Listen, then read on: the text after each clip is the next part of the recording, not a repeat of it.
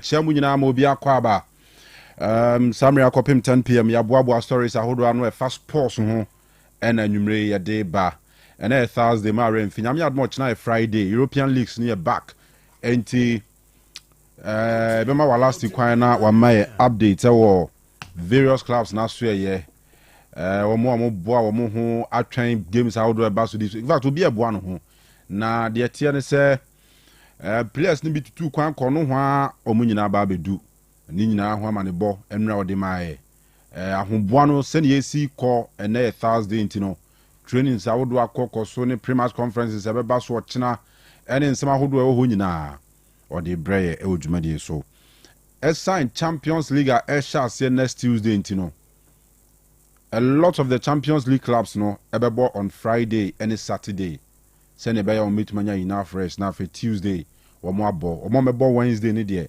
do na be sia kan on Sunday way now for muso to me rest on Monday Tuesday now for Wednesday no or more bomo Champions League game enti se share wo ho de kokoso e teams na so nyina no or de ba transfers no enclose wo teams na say clubs ni bebre aso ya na say leagues ni bebre mu Andre Onana kwa kudu Turkey is it Trabzonspor Onwani Krum ni Didier Zokora Esiakan or Hopen. No, Zokora is Ivorian, sorry. But Onana is Cameroonian. And Didier Zokora the abo Trabzonspor da. But a team back one Oko Turkey. Or more expectations yana was true because I say Galatasaray, Fenerbahce, and Besiktas.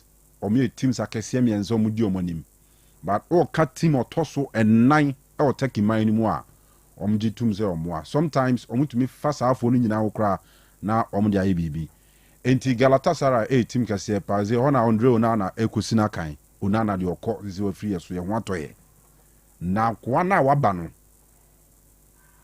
de waba no foforo na waba no Belgium ni no oni osa small boy 23 years as sakra ni bra person bob bra power boom no Jack City for Sunday mo City within Manchester City ni bia catch any say yes Sunday omo match no kro omo pa omo ma yintwam na yenye 3 points no because e be show them for mu ni agro e be show mo enti e ba be hwani nyina but ochina and a Ghana Premier League ne shase ochina sa amre bia de ni about 15 minutes at Accra Sports Stadium Hearts of Oak and Hohoi United enkane Liberty Professionals as I say adane Hohoi United Hohoi for one dey bobobo omofane kwa hwe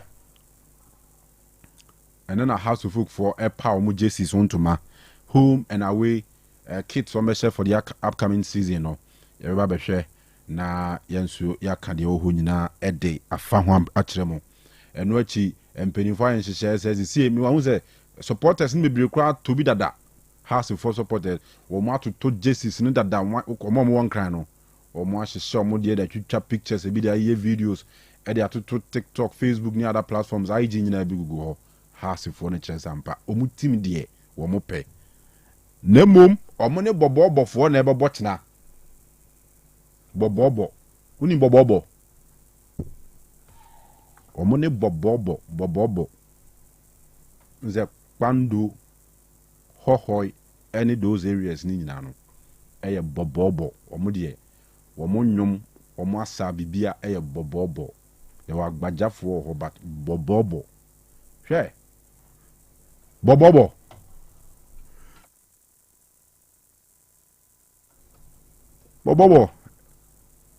de bruta bobobo bobobo de eye nwumo a de papa e agora che se de pa no mo asa no kra no na ya na ekumi no bobobo asa je until I reach my home I never end my journey halfway until I reach my home I will never end my journey halfway until I reach my home. I will never end my journey halfway. until I reach my home. I will never, never end my journey halfway until I reach my home. Until I reach my home. Until I reach my home. I will never, never end my journey halfway until I reach my home. I will never, never end my journey halfway until I reach my home. Oh, there be no one, for God no one, he can make it so. There be no one, for God no one, he can make it so.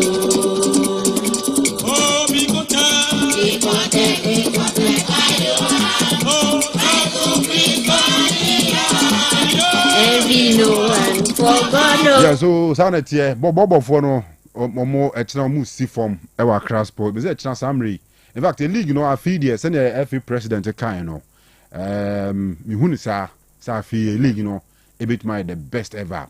We share from all angles, we share the enthusiasm around the league, any commentaries around the league, we share production, we try me share any champagne for you now. I hope say a be the best GPL ever. Now, Ochina yeti anono, President of the land, yes, His Excellency John Dramani Mahama, Ebewa Crash Paul Stadium, no launch the Premier League, Stone Boy be performing live, Ewa Crash Paul Stadium, Ochina. I'm against Sani Mane, but when the my has curtain raiser no crazy and Fasobian so because main match in the basso here pitch in the best condition and you can so better than pitch so boss ball and sana league match nankasa a man for could chase no abaso ti aruras nesa you know maybe who some Fasobia to be honest with you me a fan of curtain raisers you get it say Chelsea bobo match it's Chelsea and that one for bedi can ball the same pitch so and then nam so tia summer baby I David Ensida. And to me personally, me a fan of curtain raisers. You get it? Even abroad from here, so sometimes babe closing ceremony be and sana match be abaswa cover page and so. Pese page no. David players no mobile match na tina man for tu sika kase betina ho. Pese page no be bibi and sana ababe ball so. To me curtain raiser there. Me a fan of curtain raiser. Until I reach my home. Until I reach my home. I will never, never end my journey halfway. Until I reach my home. I will never, never end my journey halfway. Until I reach my home. 102.9 until I reach my home. I will never, never end my journey halfway until I reach my home. Until I reach my home. Until I reach my home. I will never, never end my journey halfway until I reach my home. Until I reach my home, I will never, never, never end my journey halfway until I reach my home. Bobo bon I say moral song no. Amutimi de nyum bia eshem. Enyum bia amutimi de shem. So ti bobo boys no any Accra House of Kochina omo na ebie league na no. Me ntie bobo last one na walasti emfa ma no nsem no manti bobo ni see na say walasti na otwaso aha nti yeah, live on Facebook, Otec 102.9Fm page, so on YouTube, see Otec Sports, we search here, Benyaye. So send you a WhatsApp message, a fafa number is so 0505-2255-78. 0505-2255-78. You're from Kanu. Samri Akopim 10. Mene Kofila Abi says Candy, Awa Dimonza, Dominic Oso and Sawa Lasti, and our face Ikapa, and Eugene Maradona. And Eddie Jumedi, but we are Royal Sports. Thursday's edition live on Otec 102.9. Until I reach my home. Until I reach my home. I my journey halfway until I reach my home. I will never, never end my journey halfway until I reach my home. I will never, never end my journey halfway until I reach my home. I will never, never end my journey halfway until I reach my home. Until I reach my home. Until I reach my home. I will never, never end my journey halfway until I reach my home. I will never, never end my journey halfway until I reach my home. And he no one, for God no one, he can make it so. And he no one, for God no one, he can make it so.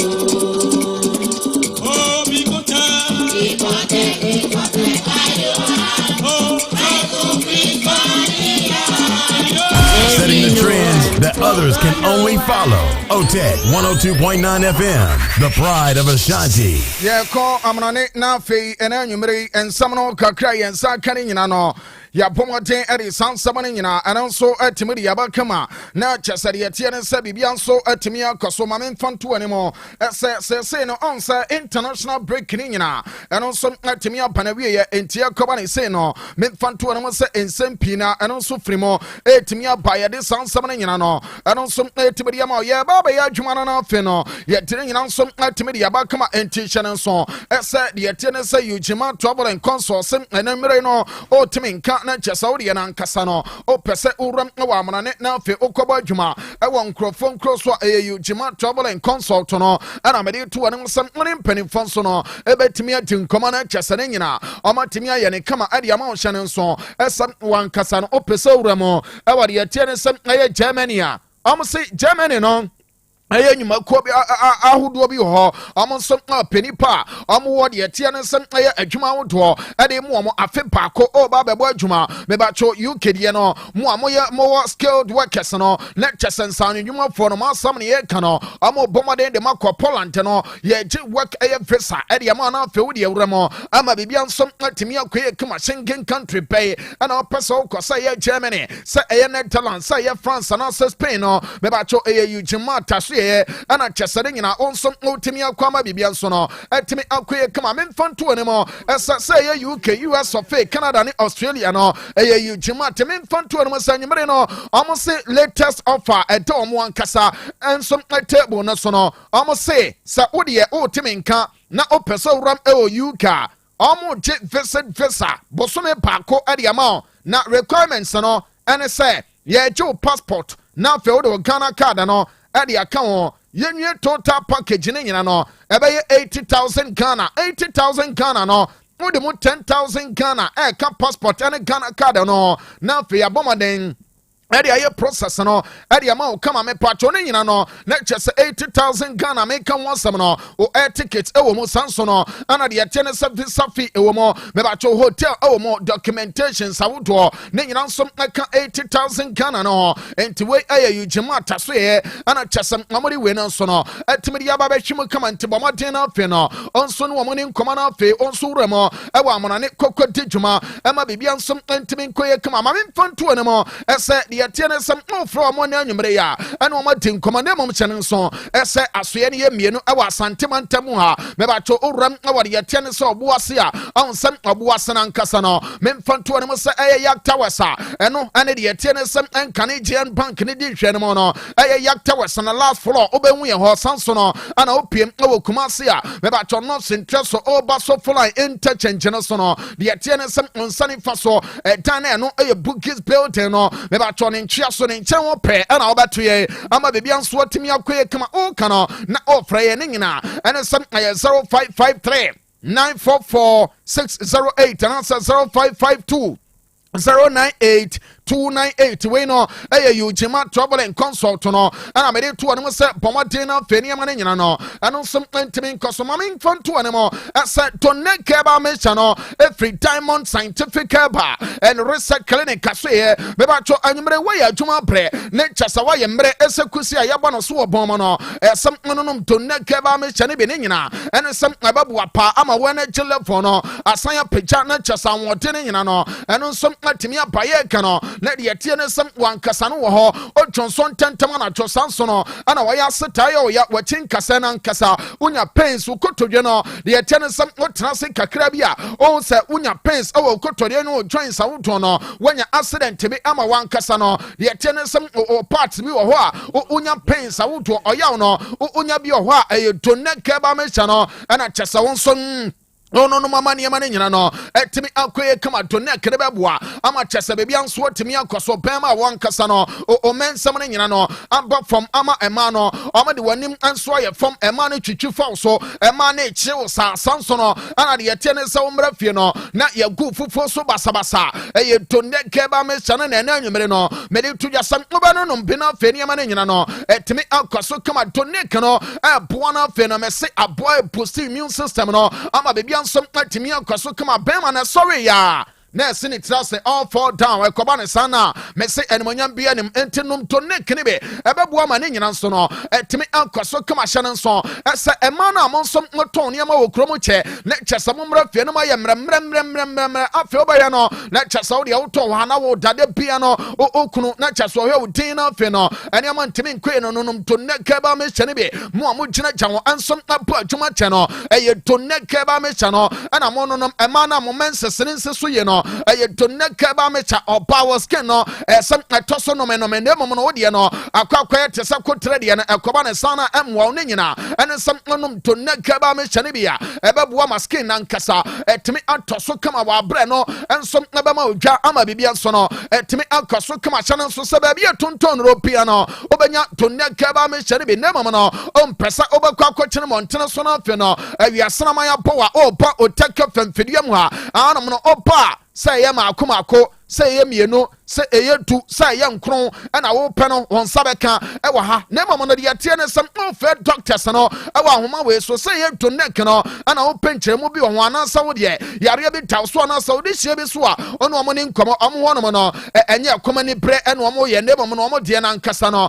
ene san Amonso be yadwuma le chesare nyina ne se amonso no atimi ama wakwankyere de afa de yetie ne se yare ne ho ama bibia nso atimi akoye numbers no 0246 727 677 0246 727 677 and I said 0249 208 252 we no to neck keba mecha meba to a 3-time-month scientific keba and research clinic kase no and chesana nyimere ye pon dewro no and some ultimate amano yam kue no na fe yam fansam no nyina and some ultimate mara chesa bebia nso no entimi nkoye kama join here Facebook na so Otec 102.9Fm Otec 102.9Fm open like page no let chesa nyima nyina no and some ultimate akoso kama ya ne sana meba chori yetie ne sem comments abuto ne nyina onsom obaba matena fedi yetie no ene sem oya adwuma ne kama ama chese ne nyina nsom atemi akoso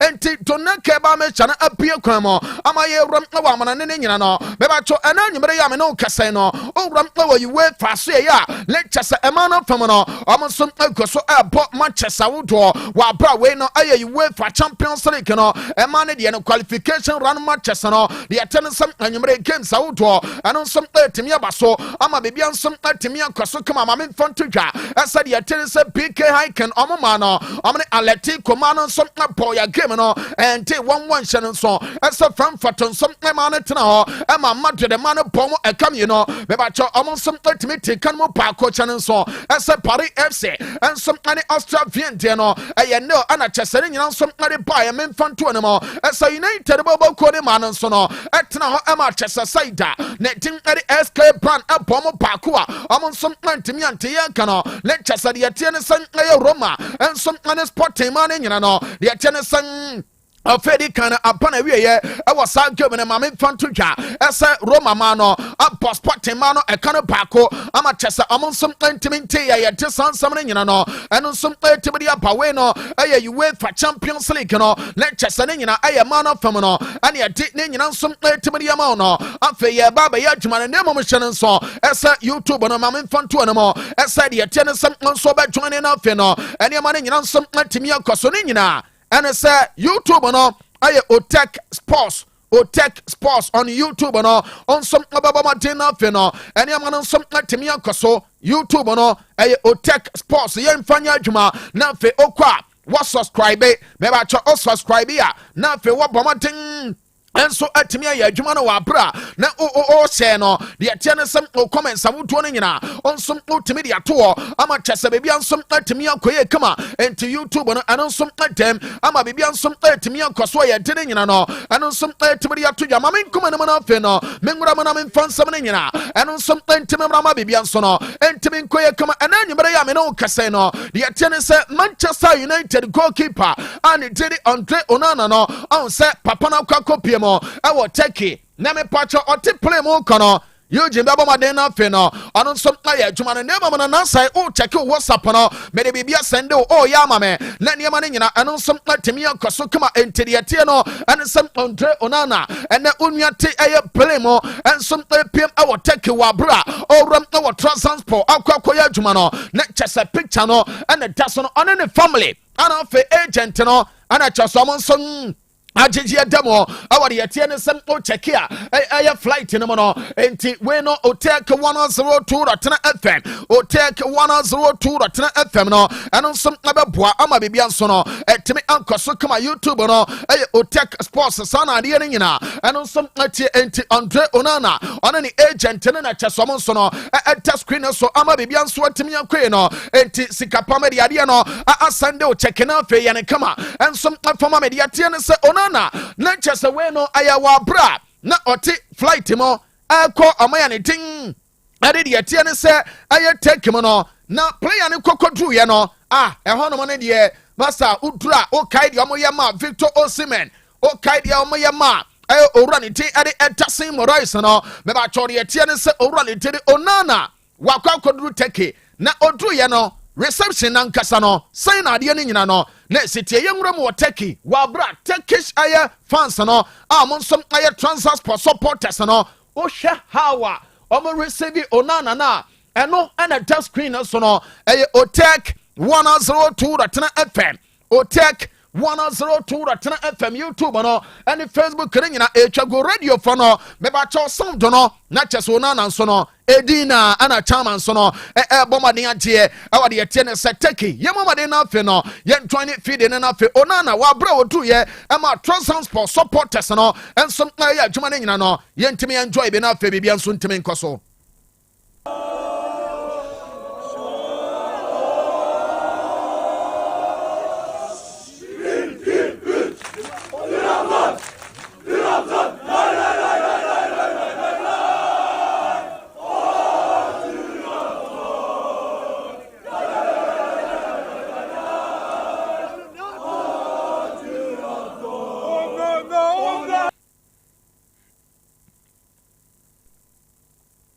fantastic enti we no goalkeeper and did Andre Onana me ba cho ogyina mo ebo adwuma e ama United asese ne yeyu ba bi akoba no ana Andre Onana ono nsom apie mo wo Turkey ama adwuma ne nyina de yete ne sem aye player no ono nsom agene sampa wo Turkey montene so ama bebia nso no eno nsom atimi akoye ne enti ne nyina ene sem obaba maten na fe no wa ye adwuma no na kyasa wo nsom adwene ne ye feed no wo Facebook no so Otec 102.9 FM Otec 102.9 FM opa like it page no na fe wa share live video no Royal Sports with Kanu no ebebu pa ama show no nyina ago vara uye ne sawia me ba cho comment sawoto no lecture sem ode to ama adwuma ne nyina no eno nsom atimi ato so no fe no ne nyina nsom atimi akoye kama anti Andre Onana ne ye se ne de one season low no me ba cho akwakobo ade ama transport se de maka ne dada ade a kire o sem aye boy no no cha Manchester no so no pomatin ahwese samo fune nyina ebetimi akoso wa abra Manchester memfanto no sam na Manchester bobo kono ekokọ sign goalkeeper ne te Edison Leme edene bae no na se owura ne tiri Onana no ope baby na Manchester no so timi fa esan se wo se Manchester no enkakra krasa ade ne yeyi ne mu entim no so ampe ba bia mfa eno so betimi aha adwene de yama no entim Onana so apomaten ewuro asese no akwa ye adwuma awo Turkey Super League no mo na mamemfanto no sare ye tene se wuro mo awo Turkey ade nyina eno some se weekend we no yes big game ababa so awo Turkey dia men say kano ane se Trabzonspor on se ho ana Andre Onana oko na Andre Onana ekono mamemfanto no se dia men say ka ane se ade ni nyina no ane se ball no ebeba so a eno aye fana party na chese omo no ebe wuram apo ade etia saida na tin ade memfanto no se Trabzonspor no enti Manchester City derby no eba so no na chese ne nyina so no eno nso etimi ankoso kama enti owura ne tede Andre Onana no ono nso akoye ne hye no nso ese goalkeeper ne tede Edase Moraite Santana no ono nso abetam ade ama Trabzonspor enti Manchester derby no eba so our England this weekend no de tennisem Onana ane Edase so no ebe bodwuma no ama bebia nso atimi akoya ye tene nyina eno nsom atibiri atodwa eno aye kakra na nyemre eba ne yetemo nsam awdo no eno nsom atibiri ama no na me pacho me wo Manchester na mamemfa we ntwim ne nyina ne se Anthony Masia aye former United player kwabena mame ne image no na ye ne nkomo mu amate owura ne tin ade de yetene se Anthony Masia ne nka tene nyina no sense owura ne tere Anthony Masia okowura mo ewo AK Artens ko bojuma na ehonoma no de tene sem aye performance na nkasa na enso ne ema Artens bobo kono yese na omo pe baya anyumra ya owura ne tin ade Anthony Masia Anthony side ne tin ade Montreal eho ana owura ne tin ade Sergio Ramos abono me ba chori ye tene sem no so no kwa join ne owura ne tin Sergio Ramos na fe no omo som na ye adwuma awo Mexican League no mo ama bibia nsom atemi akoso kama entemu a mo pe Anthony Masia nsensem ne nyina no se onion som ewura mo awo Mexican League no mo wa bra or join Sergio Ramos awo Montreal ama tesere nyina nso no eno nsom atemi akoso kama ye de nyina eno nsom atemi atodwa eno aye kakra na nyemre apa no ana chese de won nsam awto no eno nsom atemi ato ne mo no na me pacho former Chelsea coach na tim ade Roberto Di Matteo wakasa na me ba chori yetie ne se owura ne tede Di Matteo no Chelsea players are signing no ana okan wasem o se oye pleased with players Chelsea team no omatimi no o se omato important players especially sa osha center forwards na Liam Delap ana fe Joao Pedro mo osem omo ye two good strikers aye Chelsea bobo kono omo som atimi anya no ose no Ukraine ono Di Matteo no ono som abetimi aka asem owura ne tede Nicolas Jackson no na opena sem pasel ada so pe boy na se na ade ba ko betimi aka ana sem Nicolas Jackson no no Ukraine ono oye player o janum wo ba eye na mama no owura ne tede Joao Pedro aye natural goal scorer entim ono ne posana le chasade na nkasa no owura ne tede Joao Pedro no ade no ekoso a baby a wan kasa no ene daso nie no owura no nsom betimi akonjo magic no fe no ono nsom apajuma ama baby ansom atimi akoye ento ne de ne ko Jackson okoye ama Joao Pedro bae no otimi wo say Chelsea team no a good addition na no nsom atimi aye no ano aye former Chelsea coach na team ade Roberto Di Matteo ana na nyimere ono nsom ade sansam na nyina no ano nsom atimi atodwa ya tem sansam no ano nsom atimi ama na nyimere wo so no so no na me pacho Gianluigi Donnarumma wala be wuram na Manchester City eno ana boy no washa se akasa o se no Ukraine we player na sa footballer na owura ne team ade Guardiola coach wa o se the best thing Chese ebetimi happen to any footballer ewa asase so o se no Ukraine Guardiola no na open no na ono ankasa so no oye proud SM Eduru Mepi Gajola na open de na ba ɔsɛ nokura ne sɛ ɔpɛ sɛ ɔmɛki history ɛwɔ City bɔbɔ kɔ no mu ɔpɛ sɛ ɔgye Champions League no ɛma ɛyɛ City sanso no ɛna nkuru ahodoɔ ne titles ahodoɔ no ɔno owura ne din na de Donnarumma no ɔpɛ sɛ ɔgye bi wɔ abra ne nyina no ɛbɛtumi aboa ama biribi nso no ɛno nso matumi akɔ so na owura ne din Gianluigi Donnarumma no ɛna kyɛ sɛ yɛka no ne yɛbusa no sɛ bɛma sɛsɛ no waba no Stefan Ortega masa onya bayira abrewaju o one ne ba be compete for number 1 no and was say oh nani agye pa esem esa competition no eno nso ho na ekokoba ne sana etimi boa emane ema ne nyina no eno nso etimi koso kama wase no kura ne eso mo ye strong na fe no omo nso united as a group mane ema ne nyina eno nso etimi koso ma bibia nso no eno nso etimi ko ne nyina no ene sa so mo kamba mu a eno mbetimi achieve eniema together esan se prayer we no uyi baako na ebuo na emom no ukabo mu a wonsam agene san ntimi mu ni nyina mu genta entim owura ne tiri Donnarumma no ono de woka ne nyina no ene se unity ebetimi aboa lecturesem na se tebobo kono omo nsom aginkuru wa pia ye de sansam no ene nsom tebedi aba na me pacho Chelsea the Blues yadrumo so se no en Tanzania ababe sensem komo no Master Jobo woni wono bo ajasafo non fama son feme na Chelsea niama na edru won no meba cho owramo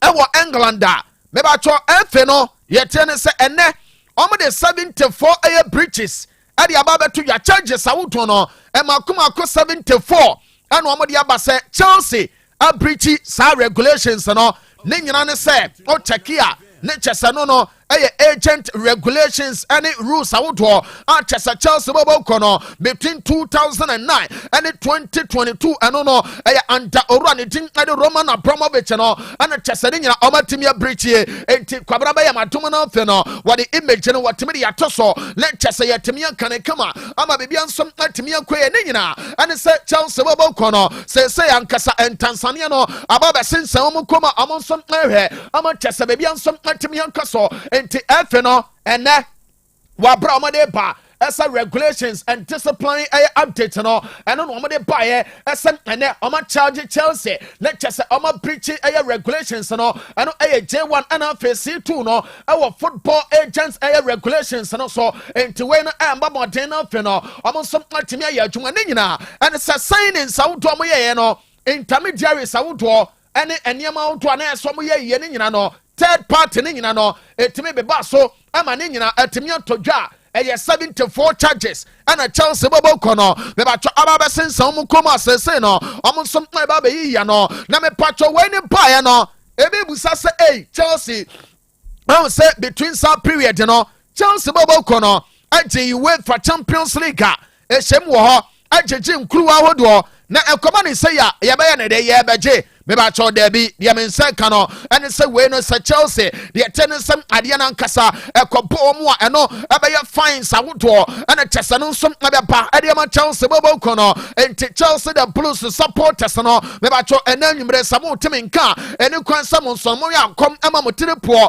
the tennisem ade na nyina no eno nsom timi nkoso ye de nyina eno nsom timi ya to ya menim se empapa mu hene aye kofila be the governor ato etnasia eno nsom ababo na fe no wati wo dwuma na fe wadi details awodo no ano nsom atime de aba enti sese no yenku ye no na fe stories awodo aka ne nyina yentime famara cha no nso ese efi ha ana last season me de beto dwa asa tie gu akantara na esem odwon ne bonsa omosom backroom staff no ema sambre no obai anche no free ho sese ya de mensenka ane se already ding ane tie gu akantara wapa baba kan zaita flick the attendant said the backroom staff no entim ano so baba ya system manager no ama bibia nsom natimi akoya we ne kire ese bibia so is in place owura ne tiniti akwa kantara nso no watimi pass say boss ababa kono baba po adwuma ade amomo ama bibia nsom natimi akoya ye de nyina ano nsom natimi atodwa anwumre wala porta kasa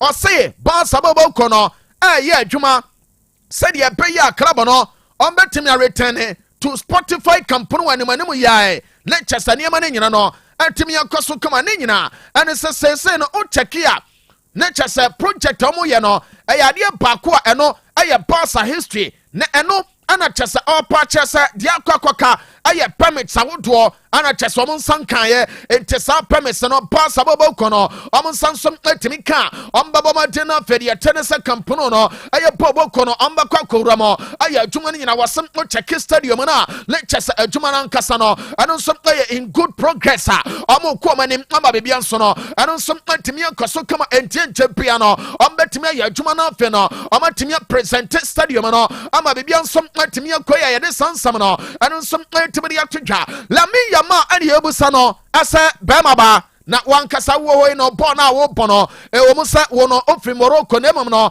ye ka na kyesa wo gyina pitch no so dia obi ya obetimi abuse racially esansa wo skin no master enye fita sa eno no owura ne tin ene lami yama wase no kranie how no o deal with racism no wase de obeka bia no obetimi aka na no kra ne se wono de nipa ka bia emfa no ho esansem ono ankasa no wo ho no mu a de wo beye bia nipa beka no ho sem na nye kyese o cheke ono enye nipa tuntum a kyese wo ba asase so a odi kan eni papi na no atimi aba osem onam street so a amanfo friend black person eno enha no entim ade na ankasa no na kyese wo ye fita se ubu ho enye sa na ade ne tie enti se wo ye fita na ubu ho no the same thing and ono som aye tuntuma open ho ose ade no aye common sense and ade ye adwuma na common sense no wo ho no na sa wo ye fita ye de na akokko fro bi ebi ahwan na du kwadi ade enti ono lami yama no aye sa ne ma ne nyina no ono ankasa nsom mfanya adwuma eno aye kakra boy no efri na so ye ensom ba me wuremo na femati dwuma awo mo na kobobo kono omo so o kai player ne tin ade Paul Abili Pogba fana toso ne eni nkomo meba cho Pogba mabaka cha se wasan ne ade ama mo na kobobo kono meba cho de wo mo ne se owura ne tede Pogba amanfo busa asa Labili da ben na wonua oba ene owura mo na kwa meba cho aye manager ne tin ade ade aye uta wababa kasa se owura ne tede Pogba no kurenie ene se after October international break no owura ne tede Paul Abili Pogba very tene na fe wababa tijuma ade ama Monaco bobo kono ne nyina ene sem adwuma Pogba eye na kyeso no som peso de hete esa body nyina no ade na nkasa na kire esa boy ne nani age ama kyeso no som peso ba ana fe eye bana no eye ne bresem na kyeso de ba ne nyane sem owura no oye professional player na every professional player no o pesa o hete ne best level ansa na de ne nyina no wotimi ba entim owura ne tede Pogba no adwuma na oye no ono as manager why impressing pa enti boy no ebe ba wa bra October international break no eno som pa na wie ya eno ne nyina no ebe timi abo ama bebia nso no eno som timi akoso kama eno aye update efri owura ne tin ade Paul Abili Pogba na so ye eno som timi atodwa ye de won sam ne nyina no eno som timi de am ena nwumra wo so no so na madwere bobo ko no no ana ene de am nseka ane sam owura mo ewo Argentina meba cho afa no eno aye Argentine football association no de me say kan say amopo ya ne tin ade Franco Mastantuono yase amayo amadwene say under 20 World Cup e ba be koso no boy ne de say no omo so Argentina omo akwada nyame no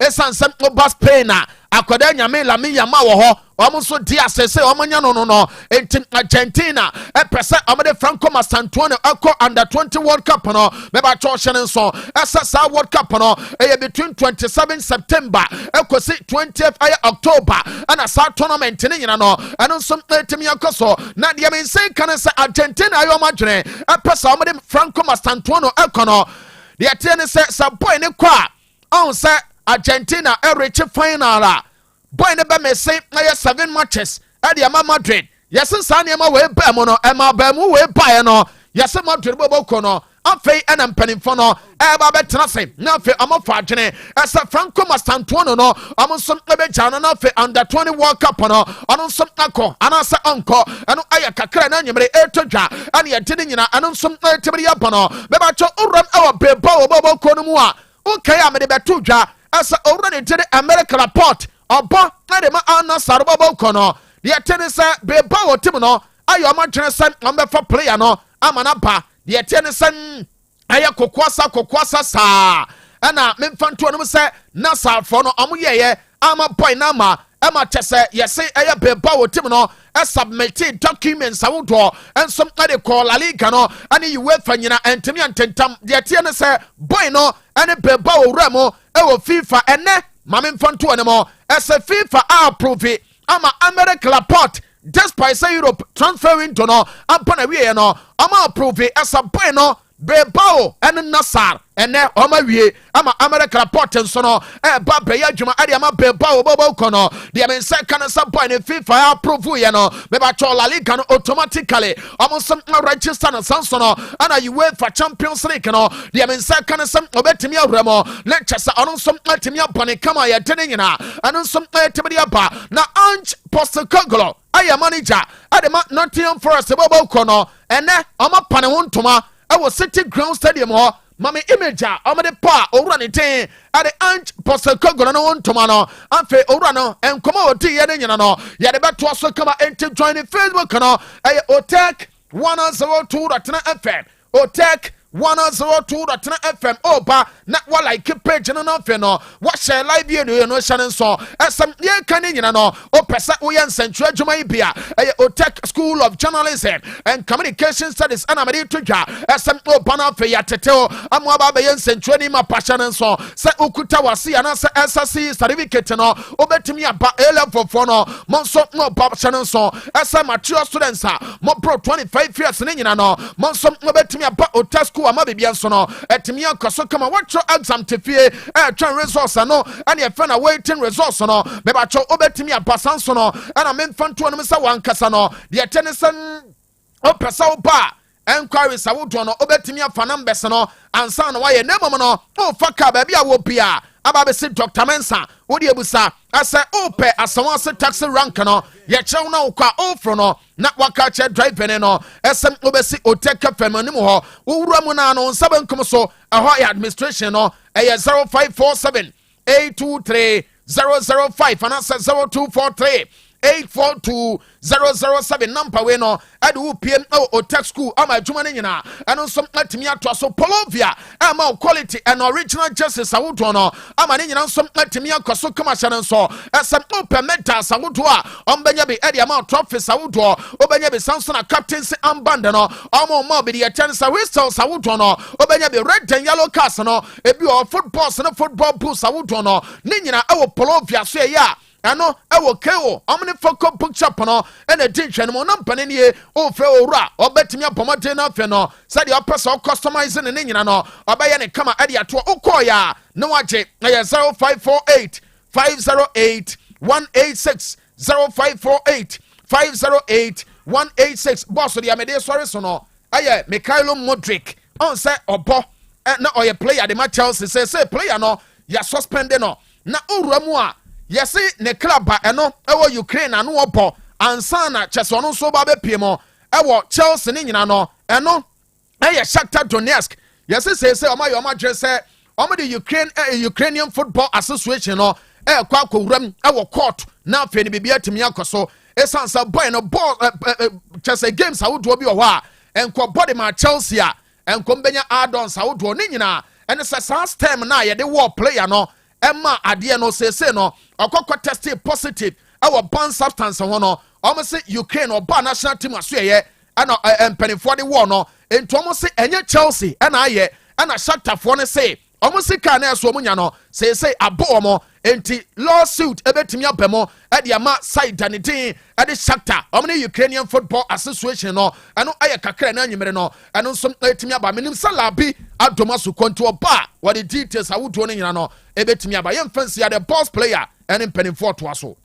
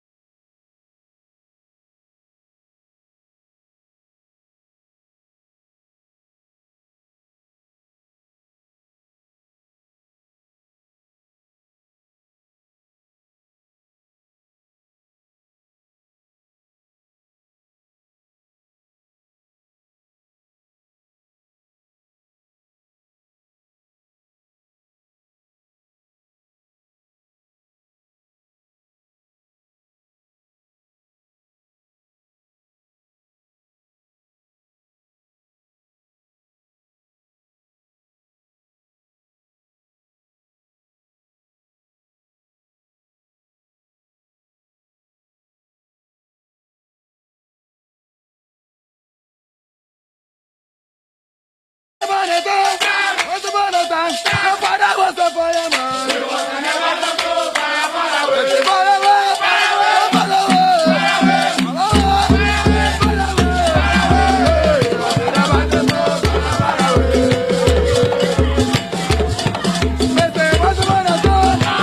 Right, Otec 102.9 Sunye. The Munina Masi, Walastini, you have 12 million. So, Cassimami and San, na no watching a ball. Aha, Otec 102.9, the pride of Ashanti. Who feel I'll be the governor transfer in the Baba Chassis. Because when I come, say, your stories are who do be brave, who fear no say Baba Shana, you're doing in your home. I mean, come say, and Facebook page, no issues, Kakranti, and streaming on to me, I'm far, but your YouTube is here, bit me a hair. And you text post who said, I've been alive when you be a hair.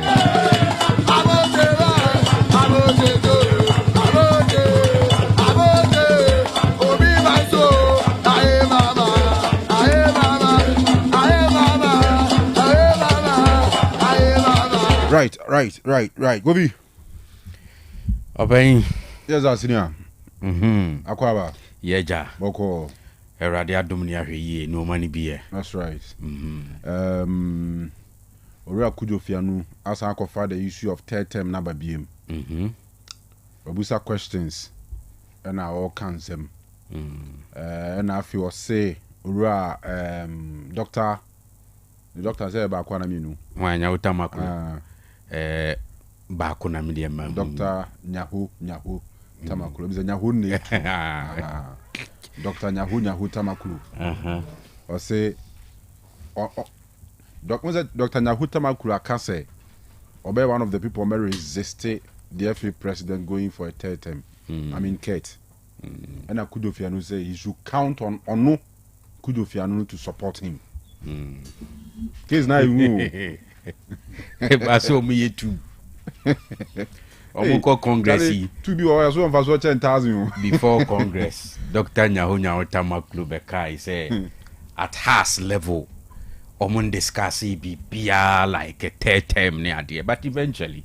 No, Omun discuss be to support a third term. But good. Has went and voted for voting in favor of the motion. Anyway. I know. Says he say mafia so Great Olympics. Only Alaji Dedemo.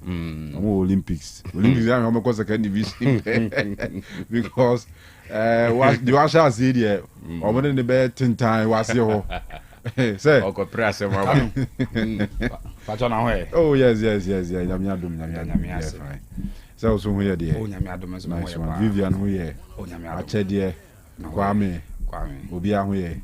Yamiase. Kwame ako school 1 week. Report where they are. I feel they know so uncle be. Santiago knows in the bar. We now must so amazing. Could you also one sorry? At the school, could be also I would die. I could school say on you that. I will get to Tumbo. The calling back when I'm in no candy office. We are confined better than it.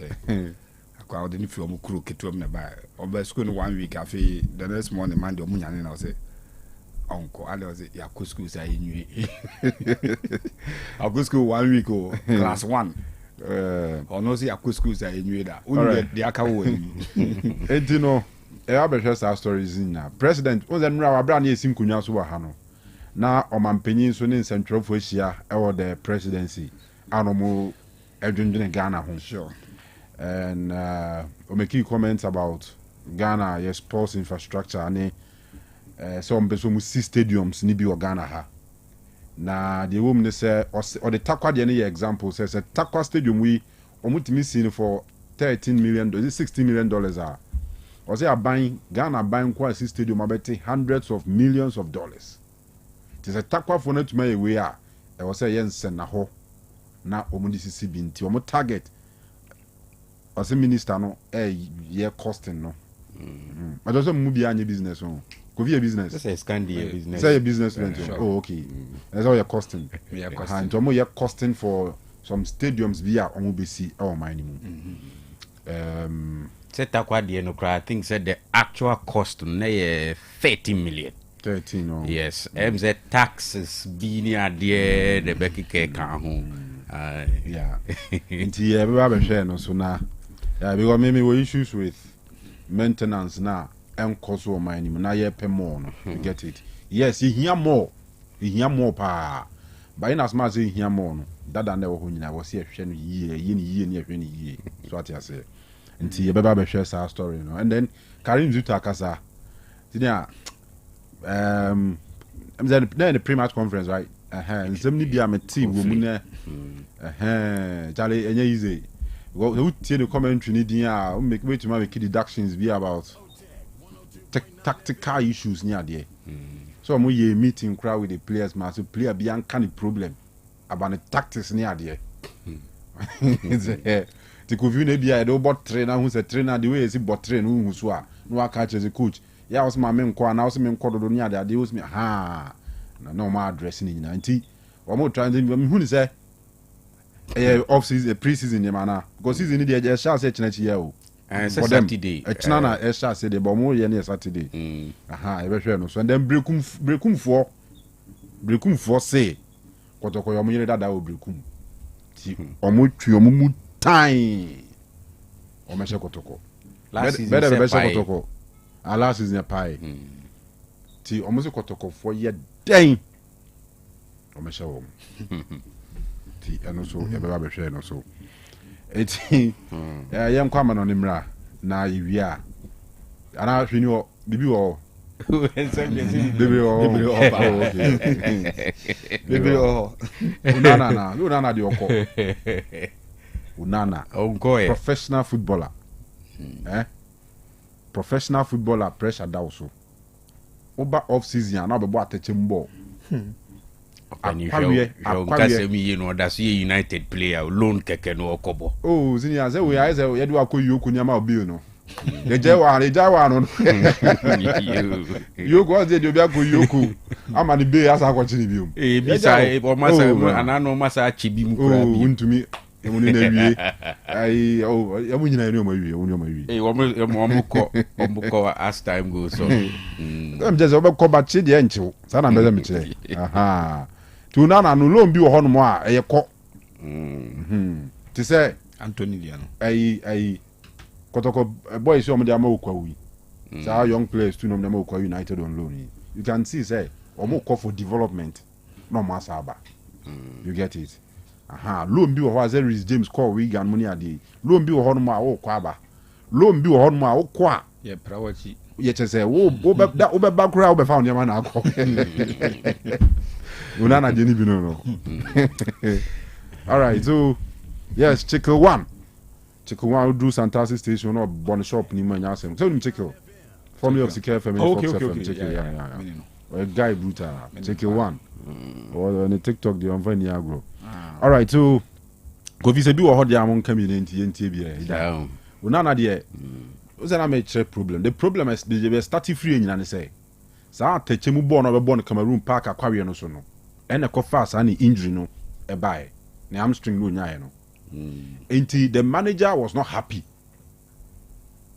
What you say? He was never happy about Onana because now only plans so pamu Onana free team no. But the best season as a crucial season. I've been over the first over starting the full season, the first full season. Now the number one choice goalkeeper who the injury and ever started. Is it Okofa by in the Demua boy? Who nana so some Demua boy. In fact, so we take close sources now. The manager wasn't happy with the conduct of Onana or off season anymore. Kofasa I'm trying the buy now or they are called transfer masisia in Sempin. Sadia go Sene Lamens. When you go double it, I was actually go. See I see If I was actually go, Zaki because and say we are more questions Sadia be bro na name players ye bi da. Na no ye who say Nicola Jackson mo. We be na one bra. We be na one Uncle Fafi ama. So any you we nye sure so na ko ese wo kwa ko boss a game na kupra.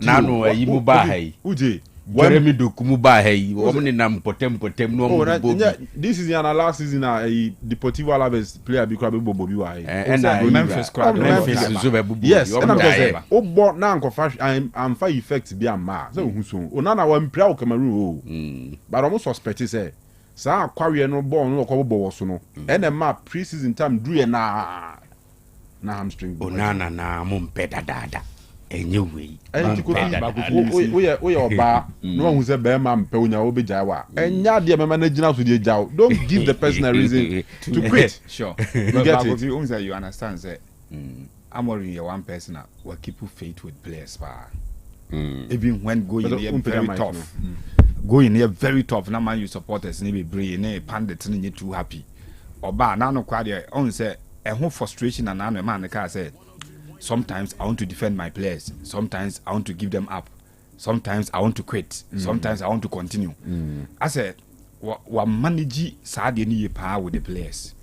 And because we manage supporters' expectations, we should brace ourselves for a very long season. That is half season or the final. That we will suffer through the season just to make things right in the upcoming season. And the first choice. Now, coach ne count so much on you ahead of the season senka off season no say prepare on just to make you as sharp as coach ne bepe o prepare on to make sure say if you go na buy no your waiter one kasa will trim down, you understand, your lifestyle be or the ton chain just to have that kind of leverage now coach in the amount say or trust was number one you know. Last season, just about 3 games when we in the free pool, they die obeying there die. So he had faith in the goalkeeper say or the number season. The breaking it is what break will be hard. Okay, it is a hard break for the manager, and that is why he will act on it. It is a yidiano Sancho and so ne Papa Freno Ten Hag diano. Sancho Abba first by 3 months you were okay. Along the season, we call off. Mid-season in January, coach ne isolate you say Oshawa. As our conditioning ne mindset, no do what in the US. And I won't amount a psychologist, clinical psychologist or no what amount a trainer or do you regimes on kwa. Oko baya still our form named man pick. I feel coach in the casa now uko yanu in the media kwa church or one. Obviously ube breaking coach in the head because if you say idea so yama as a manager be as a father be or yama. And that is the reason I think that Onana de no ebrichi akwakodru ba bi edru yen say for now the level of football wanya e wo wiase no this current Manchester United team na won and the third season and we were but he is a senior squad member. Sure, yeah. Okay, players na Onana should be counted as a senior squad member. Yeah. And anything that will undermine coach in Edumaye, whether deliberate and any deliberate, anything that will hamper your progress as a player, whether deliberate or any deliberate, so you have that foresight, no say, and maybe you don't even go near it. Unko and I did you are unko yimpona could trigger the reaction. Yes, you with Maka say last season or Baba boy or here and see, but those things you know, nobody will raise issues with it. But obey and akofa problem abano, and now people believe say no, and the problem by and don't.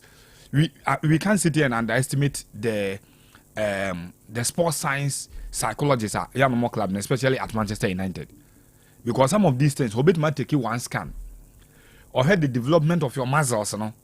Anyhow, then okay, Hobbit Mark I say, Abia started by 2 weeks before, or be touchdown kwa training, and it was bound to happen.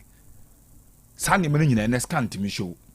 So before they take that decision with you as a manager and as a player, now I'm go into some kind of processes in who say and quiet to say children and the and our pan and the pump you take a decision against you. So for me, Onana, maybe you bit mark as a routine or you cannot fault him. Say goodbye. So okay, sundown of a beer to here and the airport to say Jackson Quasimoto. Akobobo ewo Macro Park so. Akonya fracture and then boom. A player that na coach a friend Duncan. I try or building the team around him. and the basic ne Kofi, anytime you get Coach Duncan, ask him, because throughout the season he kept blaming his woes and say Jackson we play free team in India. Anytime be on your opportunity Akotoko season no anko said na supporters but we media man obisana he cited on the injury na Jackson epeke ye no.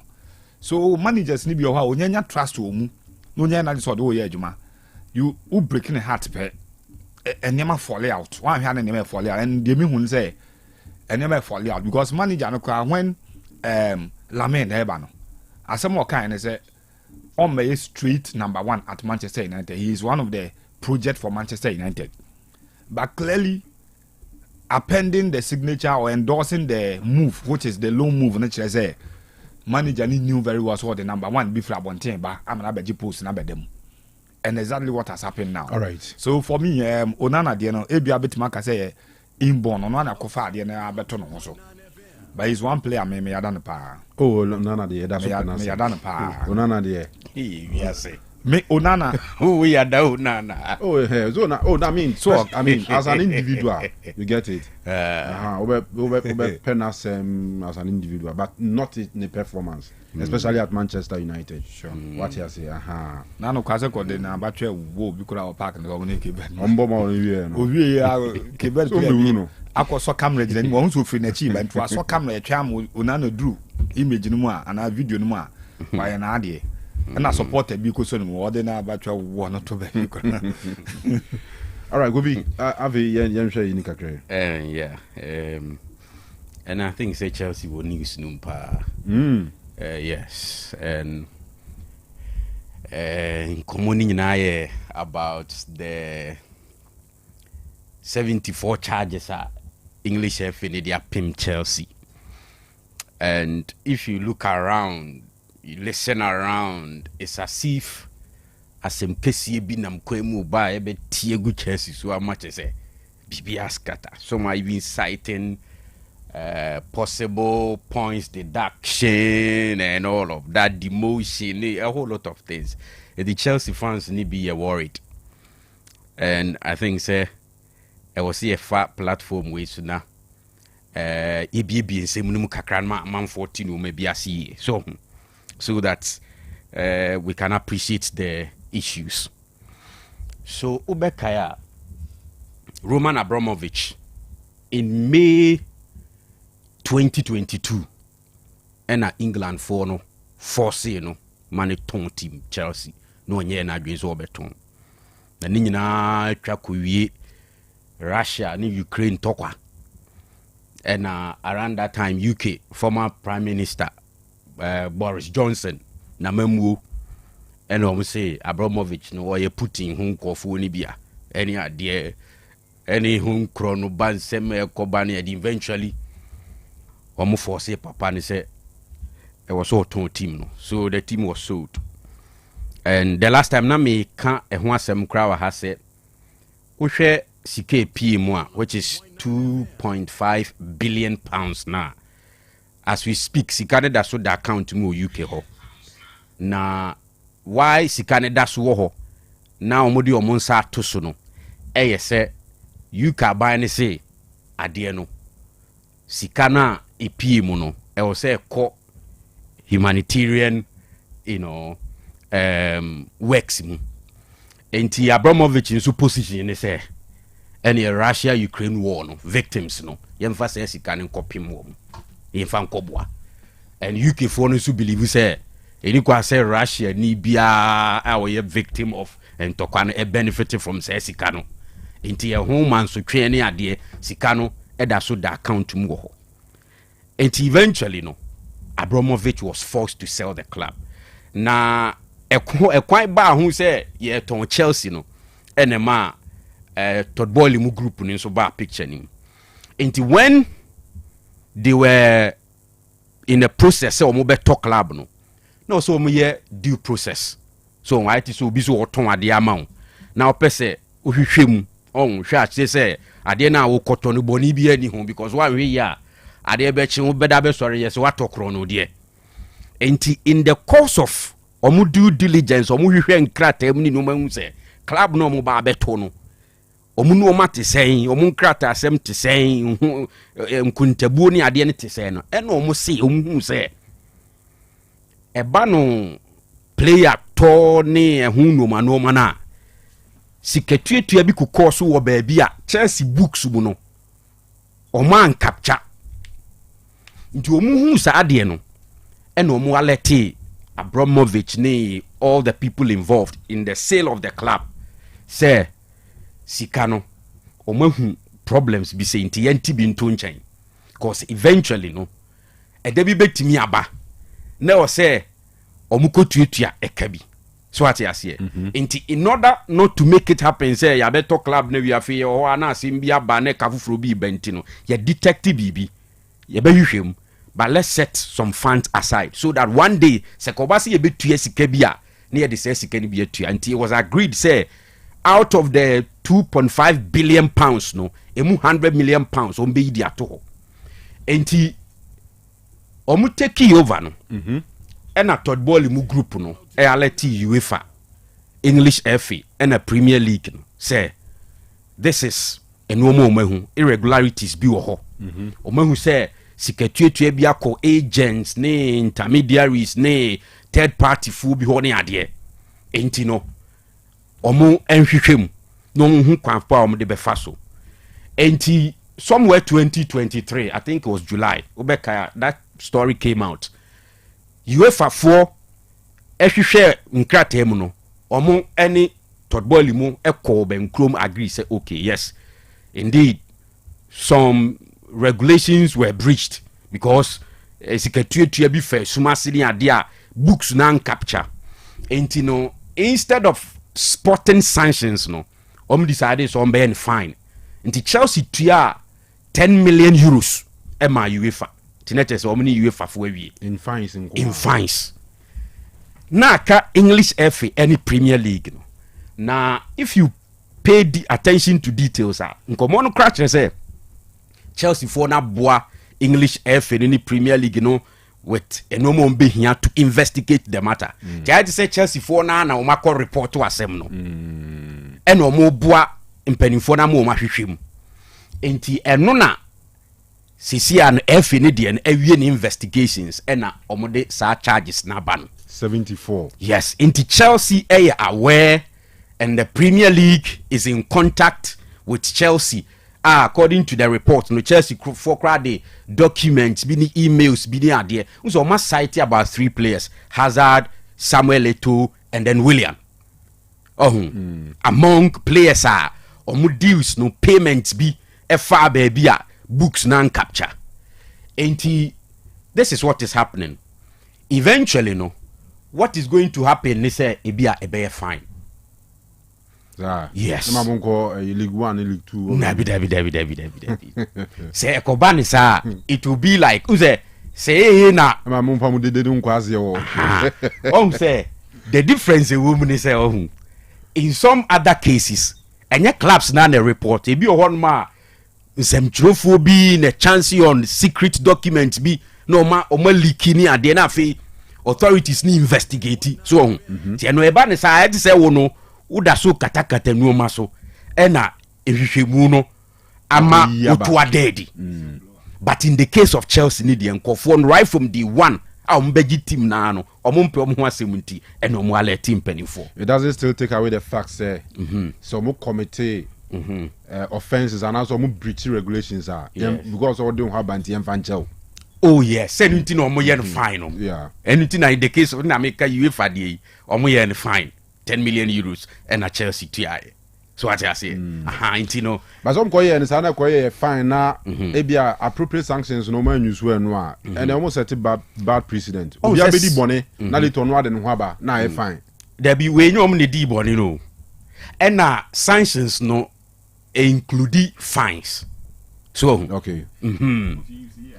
Not to cut you, but you understand say Chelsea as a football club assembly and your management be, and I said to an extent generation be won't be the anymore for whatever Abramovich time no more we near to football that is your cabinet yeah mo can home and number 2 time as a Wenger director of football FIFA. There's one thing he proposed. I say, throughout his coaching, he was against our huge spendings on football business players. And he says, sorry to say, a madness. Say club Ukureska. No breachy fair play rule. Now say, and once or two say on say Tueska, Ukurebida. Tiesa Obemomo can say, with impunity, on the boom so. I better say, Ubia, where do baby actual don't urinate here, fine, 50 cedis. Obet my 50 cedis, a Kanu or decides to be General Johnson. To Bachana, no 50 cedis. No call. It is a command and near set the precedent that any Amran quite is not existent because Omo Muscano, clubs on Muscano, one is a boom so. So if the fine will be, say, Yamon Tuescadia, any unbe deliberate no boom so. Especially when they have the money to pay. When they because and now they are Crystal Palace teams no mobile bus amra so. Manchester United, Liverpool, Chelsea, Man City, PSG, Madrid, Barcelona, omo de bus amra so. No bus na so beginis car. Why have got in Sabin Kumbetem scanner Thomas Edge? Or the Bebo Sunkra. And Nuntino, let them. And now, you know, this issue of say, any a Kobanesa, the competition Corona, and to spend this cano. And you need new freezer competition. So UEFA was very clear, say, it could do some element where they feel clubs are breaching the rule and cheating their ways through. Now we'll spend it to get access to the Champions League, obviously. This our Champions League, what qualify for Maumo. Zigashi. Ashe, Yamaumo. And we didn't say Omoko fast, I rule no by. I say United qualify for Europa League, no. Then Lille, and so I qualify. And because of ownership structure, not because of Radcliffe. Crystal Palace. No, Crystal Palace then here recently. United qualify. United need Lille. Now say Radcliffe in Tino. UEFA have how 2 teams, you know. Almost no one owner can have 2 teams in one competition. Yeah. So this issue about Opesa or Chiamrano now benefited from no. Anytime be a UEFA and FIFA are against it. And no, and sometimes unza EDA, Man City there no. It do baby 114 breaches no. 115. 115. Premier League teams never been so sorry. A petition, you say the Premier League, so I'm interested in the case. On the some here quiet on handle no. So it may not be just as a nenye Todd Bolimo AOB, but I agree. FIFA Chelsea goodwill. Yes. Goodwill one say Todd Bolimo and a report to us. And you'll be no who yet. Omo picky administration and say no. Omo say some commissions ne and maybe I say call player agents. Any some consortiums be omuton players the moment. Chelsea and fan books because eco books may be raising or more expenditure, which means a be affect or more spendings. Because this time, I saw balancing your expenditure and your income. That's how Wooden Abramovich pencil. Abramovich time. From 2009, I'm saying from 2009 to 2020. The Chelsea ne good work kakra say. Omu dey the uncle whistle blower bia. Yes. City there whistle blower. Omo dey whistle blower kwa no mo say no mo twen. But the Chelsea behind the scenes one issue document at the Premier League no. Say you hu we. The Premier League na the Chelsea 4 years sabi kronfu a chese who's bampa. And the Chelsea put there okay. But na ko fi person dey quite say old KGT ana na no. Ansa no be we no. Ya che confirm on bo na ono ahwe no be wo to timi dware ko police station. O dware no wura police station. Chelsea fans no be worried. Chelsea na good well. Muntumuna. Chelsea will still play. Utumuda anye ye. Because enye boni yesusu sa. Enye boni a football food. Because you ya hwa ma hu ze wo di boni makuma 74. 74. 74 do. Entino. Enye ba kunye menu nya mienza. Chelsea for no enye omunwa enye new to them. UEFA for omfa mbra ento dia da. UEFA for the omni Chelsea awie. Me Chelsea Premier League asene. We FA no. FA no. Premier League never take it. The Premier League is different from FA. Yes, sure. In the Premier League form, so I'm told you so the no Chelsea go so more documents na the almost so investigate. Yeah, the pan say, "Omuma mranya adwuma." Say Chelsea anybody bia omunya no kom baby.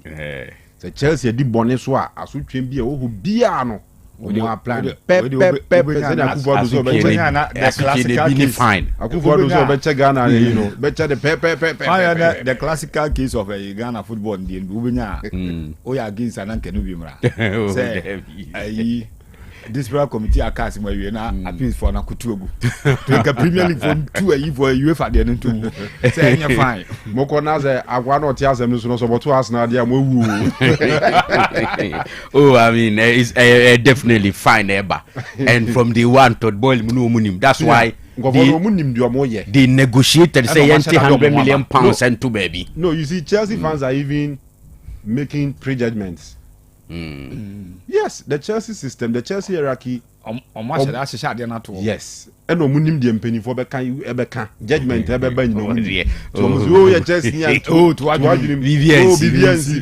Vivian trophy na Sikana debate ya Kanu kra no. Say 100 million pounds near Timu 10 million euros fanise be 8.5 million pounds ya Timu 8.5 e di ama UEFA to the fanise Premier League for no so kra beje 10 million a e bi da so say judge a ode ade ne be hwe ayi so kwen no onya Arsenal ni ya hwe de North London for money Champions League Kanu ma be say mo be ji 2 die ye fanise sisi a obetomika on ena me di papers ne bro no ka say me fa papers mra na hwe no ena wo hu say as a problem bi wo papers no until right from the one na wa report asem ne ma the appropriate authority and say ko ba say ye chia you can be called to come and assist the authorities with investigations near there but your sanctions may not be severe as obi I am fan is on the wahunu abu na ni egu so no wa talk no for example no even you know I say sometimes yes a bit is a judge for no which me di boni bi now show remorse now di two more court in now show remorse e pachawa e bia na judge no be 20 years but make us subana wada na di no e so na ni on case on va on go prison no obeko but instead of 20 no be 5 10 and the prison ne dia mo ya dan mo be say prison be ni fine and you know I mean that's the issue so if you see you ya ya boy what Chelsea you see Francis say no friend me na no edu kwape a no nze na me kana on e free so na nze Chelsea no emra bi wo hono mo a nipa ne bi wo hono mo a e den se odi bedi no abrofunu nyina omo sa adno mo yo na say sa de na kan nyina obrofunu ba ba Chelsea nim na say punishment dey demotion na no demote Chelsea so be fine na so Chelsea for modern mo na hwisi adana says Scandi so ka Mudrik dey says Scandi Ukraine for no say mo so dey ban Chelsea brand and em say German no nim ho hwe ampa o because journalist here this story by Bebas Igor I say I mean the investigations naturally say boy no call national team camp and ko won pani bi o complain say ne tie pain bi ko won pani bi na pani no di won no sa pani ni mu na substance ne wo enti na ma Shakhtar for ne say omu be sue the Ukrainian Association of Football. Jama COVID pani. Omzi pani no. Omzi pani no you know. Say abua bi hun suo. Nantwie na ponko. Aha. Eno omdi eti. Omo ton boy ya ma Chelsea. Na performance enhancement bonuses bi ka ho a amounted to 30 million euros. He say because of Saudi Ninti, boy, since 2024, crowd intimi see akam e Chelsea, which means bonuses no nya de beba. It in nature say Ukrainian Association of Football no. Omo ya mo musika bo mo. Ti that's why omo pese omo see omo nti we live to see. Ya na ebi ne Emiliano Saladi. Leo. Ogba Lille na. No, Leo no. No, no for Leo na back Cardiff. No, Leo. No, I say Fulham. No, that be not back Cardiff City. No back Cardiff City. Leo team you almost say you The loans. We say yellow be. Sir. To all banner. I don't say. And Lorraine. Let me. Yeah, I think Lorraine be. Let me confirm. To all banner playing the crash here or free mono. And you for no say, Omo Chesika. What I say? Aha. And also home and to be by. Double go so at home and so. I'm so much musica because player no. You 2 years kasi a player.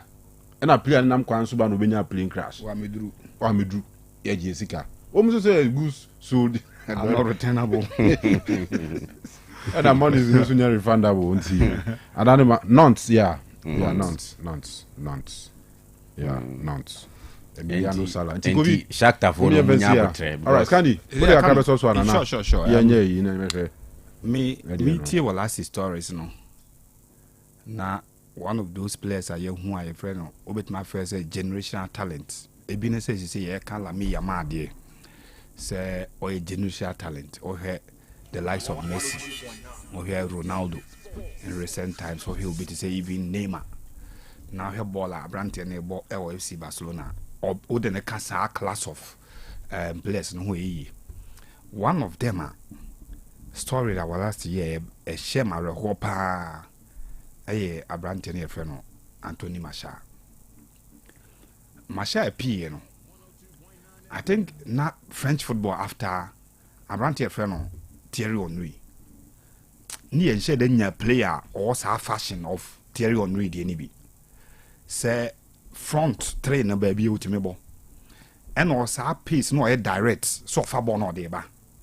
So we felt say there's another Thierry Henry or ba football and no bano or be nyama kesi because they know I Monaco at age 18. Room 19 and Sana United the Kwako Fanaba. It was expected say Sabri say player be quiet me breaky Ronaldo Messi dominance and Ballon d'Or senka yon. And what a way to announce the Manchester United career no. Obeto the Manchester United Liverpool derby no. Ne debut game. O free bench by at 2-2. And obeshe sa solo go no. So kind of go no. Martin Skete or tena form as mass Kellen placement na ball no koto na team. So it was a way Mekai the famous commentary was say what a goal, boy, you are welcome to Manchester United. And after that goal no Kanu enema kesia na the war started say yeah Junior Sabrante be about around 36 million pounds na add-ons nyina akosi be 54 million and people felt that at 2015 auto a teenager for 54 million add-ons can money 54 there na huge money. Na the man story near sadness or buy no beto Rooney, Rashford, Memphis Depay, and a walking. Almost Akin for to Michael Keane walking. Yeah. These were the out and wide out forward and strikers and no more team no more. And it is a team na masha bit me break it through. Memphis Depay aba, one naba, wabetu Rooney, na Rashford enya. I think the second season, no. After say LVG breaking it through 2014. So it was clear, say 16 rather. 16. It was clear, say Abrante Baba Bobo game na aboni. Unfortunately, the who yana say open players or more attitude towards a Juma no more which is football no. And no mentality what from pa Abrante Feno Masha no can be. They work rate on the pitch, even at training grounds. And Bibia no Ibia say, oh, you too lazy for a Jumana SM Koyano. To the extent that United team no better went to break it through do baby front training na no Bobby. So he's not somebody who can complain say we're a chance at Manchester United. Or was a lead man, centre forward. Or right wing, or left wing. Na do baby no the man yes requirements and na identity in the man number bono. Or why bu na ntri Sakura. Kwakoro ntri nyina. Or why na fuka kra. So Masha one of those talent. But trans even din because we French national team. Opie with talent a so chain there Kylian Mbappe DPN. Because onu free ones and Kylian Mbappe BPM Monaco. And onu so send opportunity in term to play at a bigger club from Monaco straight to Manchester United. So the development and near Hesa Abrante ni Benyano.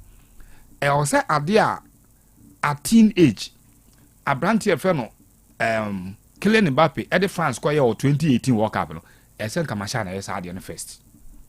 Esen go timi lead the French national team. Oba French national team so na oba na obeto Olivier Giroud and Antoine Griezmann.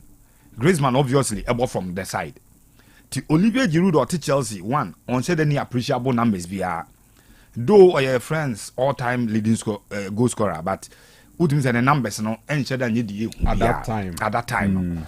It is a number player or what the vision and the passion of Tese Eyumudi Nibi Lami Yama Mona Ebian could break it through quantum.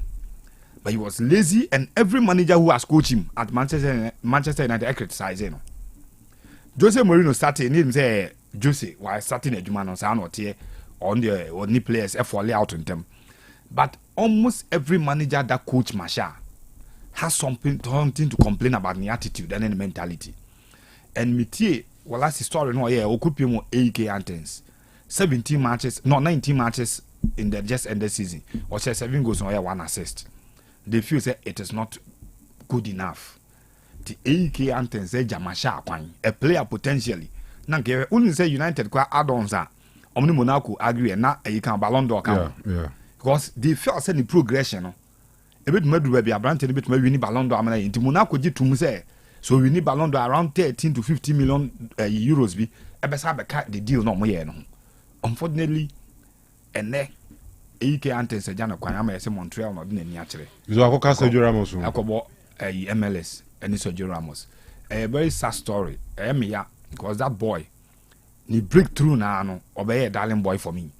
Na me penasem masha obi onim say those times no me ni Jesus me to Jesus na me bi wa me timi to achire masha na. And ya say went me and live up to even a quarter of the expectations and then the power of the man from France to club football na. And a big disappointment. Me sure say one day so tenase no a retrospective effect of the football na.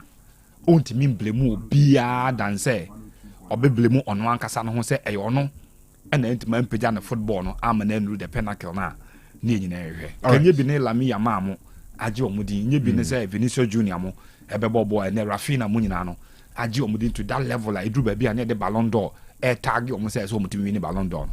Anthony Martial, one of those talent I got down to the drain come. Sad, but Anthony Martial. Skirtle here. Oh, yes!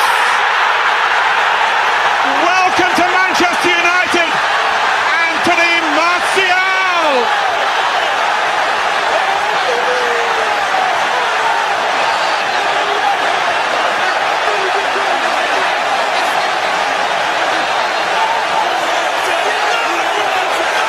Wonderful footwork. This is Rooney. Across to Martial. Martial! It's raining goals at Old Trafford, and that's one of the best we've seen this season. Martial in hot form at the moment makes it United 2, Stoke 0. Martial, chance to win it, he has!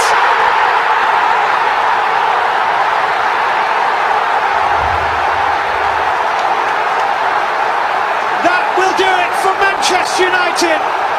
They are surely into the FA Cup final, and the goal comes in what they used to call Fergie time. Manchester United 2, heartbroken Everton 1. Anthony Martial with what must be the winner. The Qatarian, through it goes, flag stays down, 3-0 Anthony Martial. It's a scoreline that does not flatter Manchester United, who have been excellent today. They've laid down a marker on opening day at Old Trafford. Lukaku with 2, Martial with a third. Inside the last 3 minutes, Manchester United 3, West Ham United 0.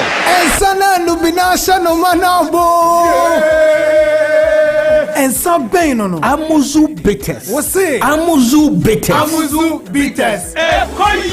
Mema ahwefo ne etiefo nyina kwa baba Amuzu Beverages Enterprise. Na yedinse bia befe no Amuzu Bitters. Amuzu Bitters aka Atopa 5000 bitters. We yen san edi nubna krojen how bie ni echiri yedi ahye.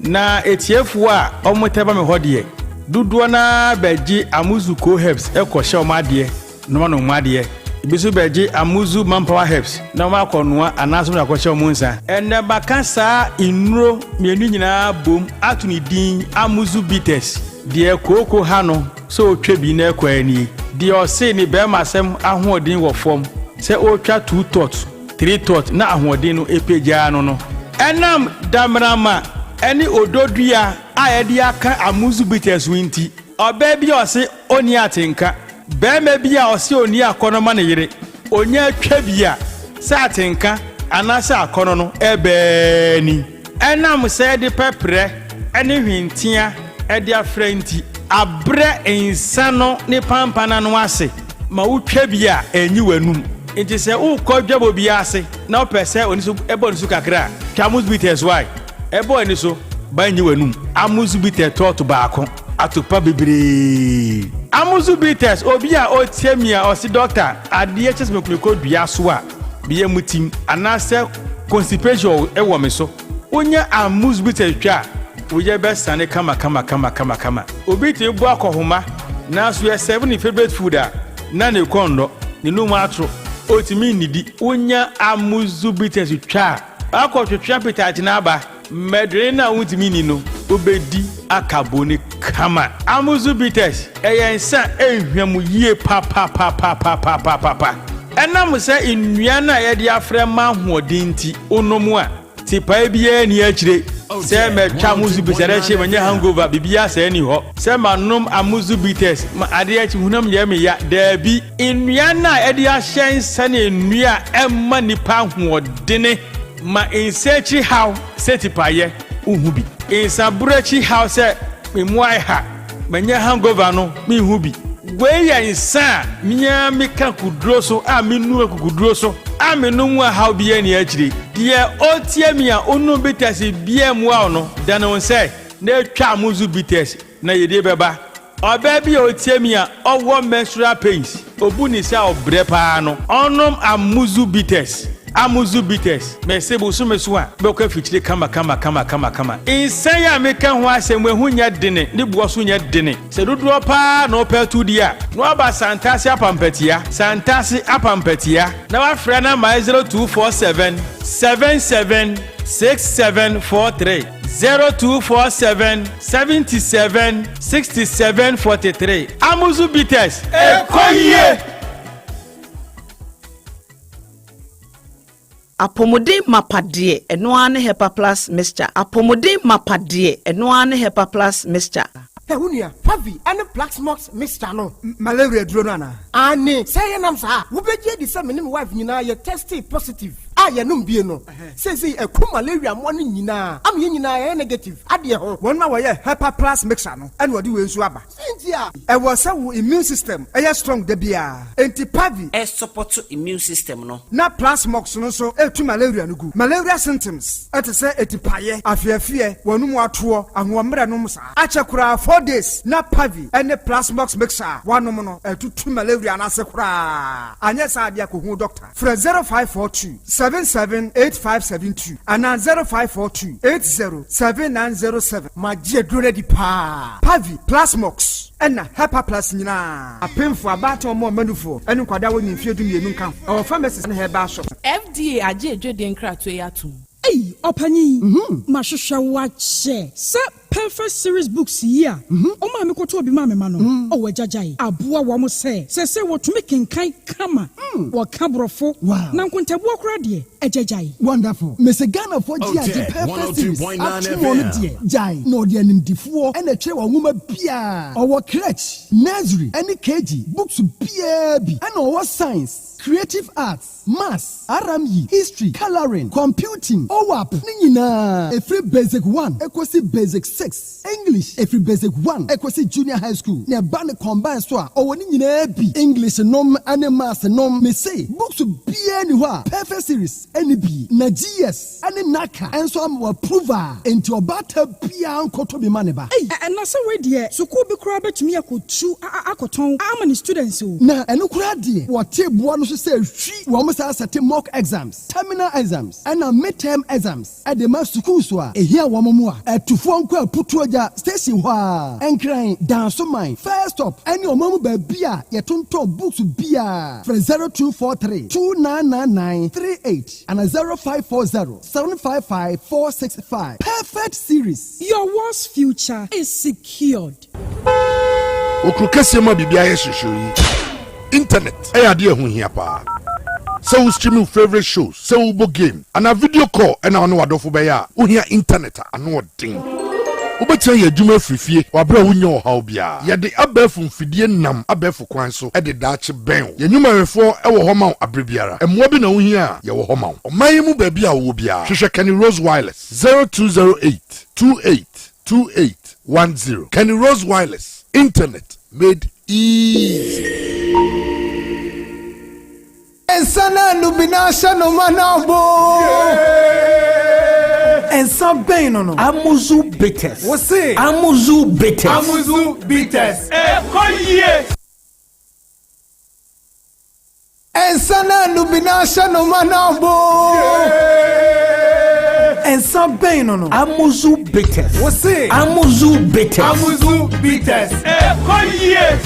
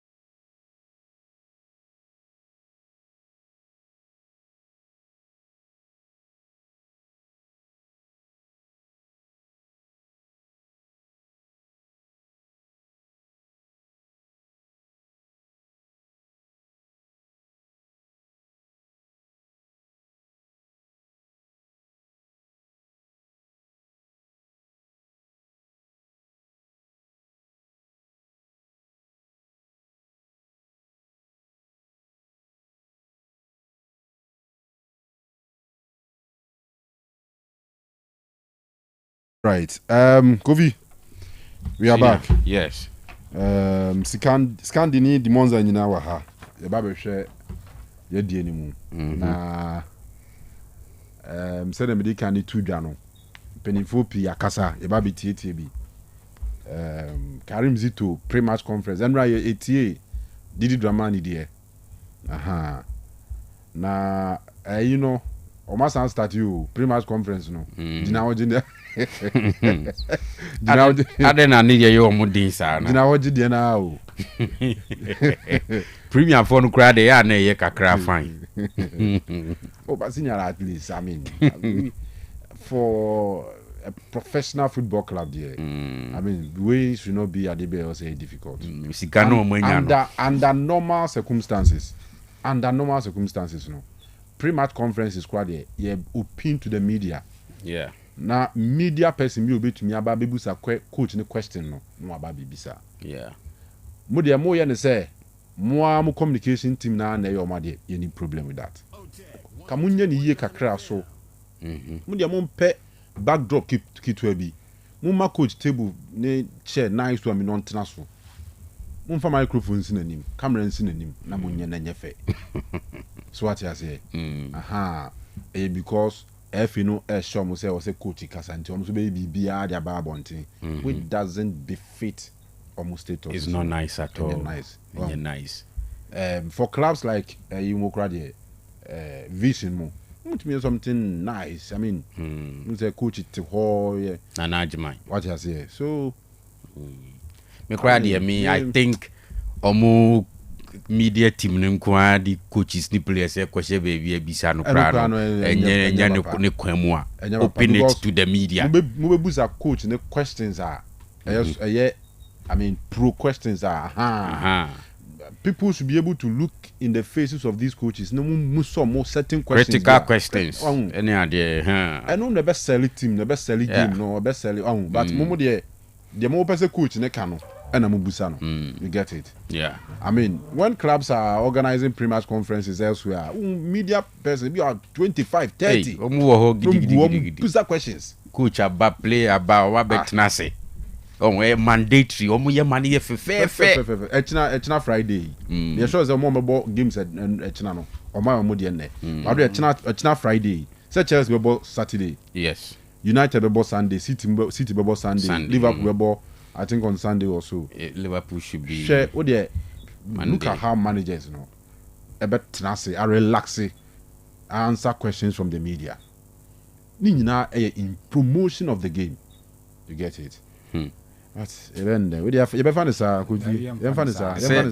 president the best league, the best GPL season. It's started.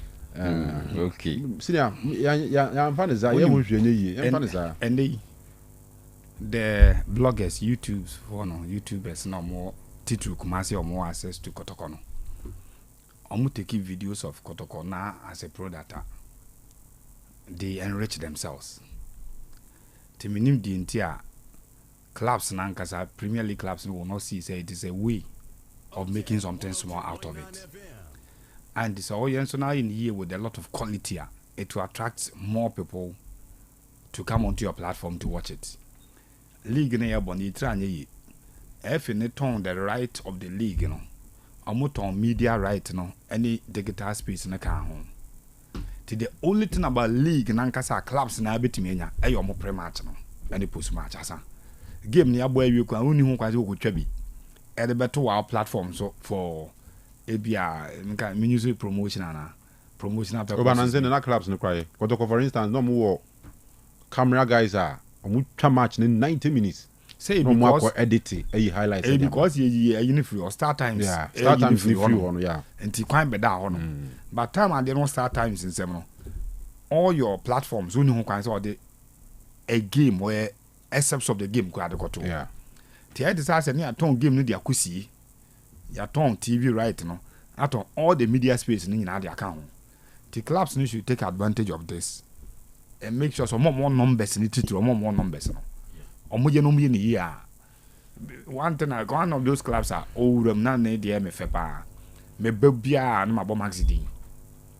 On the way maxi handle Go Stars for omo social media handles AC Cola or worry ayo can you go be hey my who ade bi on the start na me dey me e use ja so shintia no metwem ko anybody be nyama Saturday ya will be Echinechi Edua Day Hotel Saturday there maybe road aware no okay ka Saturday kamu ya mami o yes so see e obi sisi na so wa ha ni ade enti no obi sisi na zo obi sisi na bende sepa so ware twenty na Mr. Yao Ousu Afrie e wa mu akukrum Yao Ousu Afrie penyina na ni afi na ni je ho pa na edwumadi a yedi ne ha tikofi wose me nchia mu nyina ama no oh ya jeneso wose nyame adoma ohima yi na se obesan besrae okay. I think the last one I now chidano obai yeah obai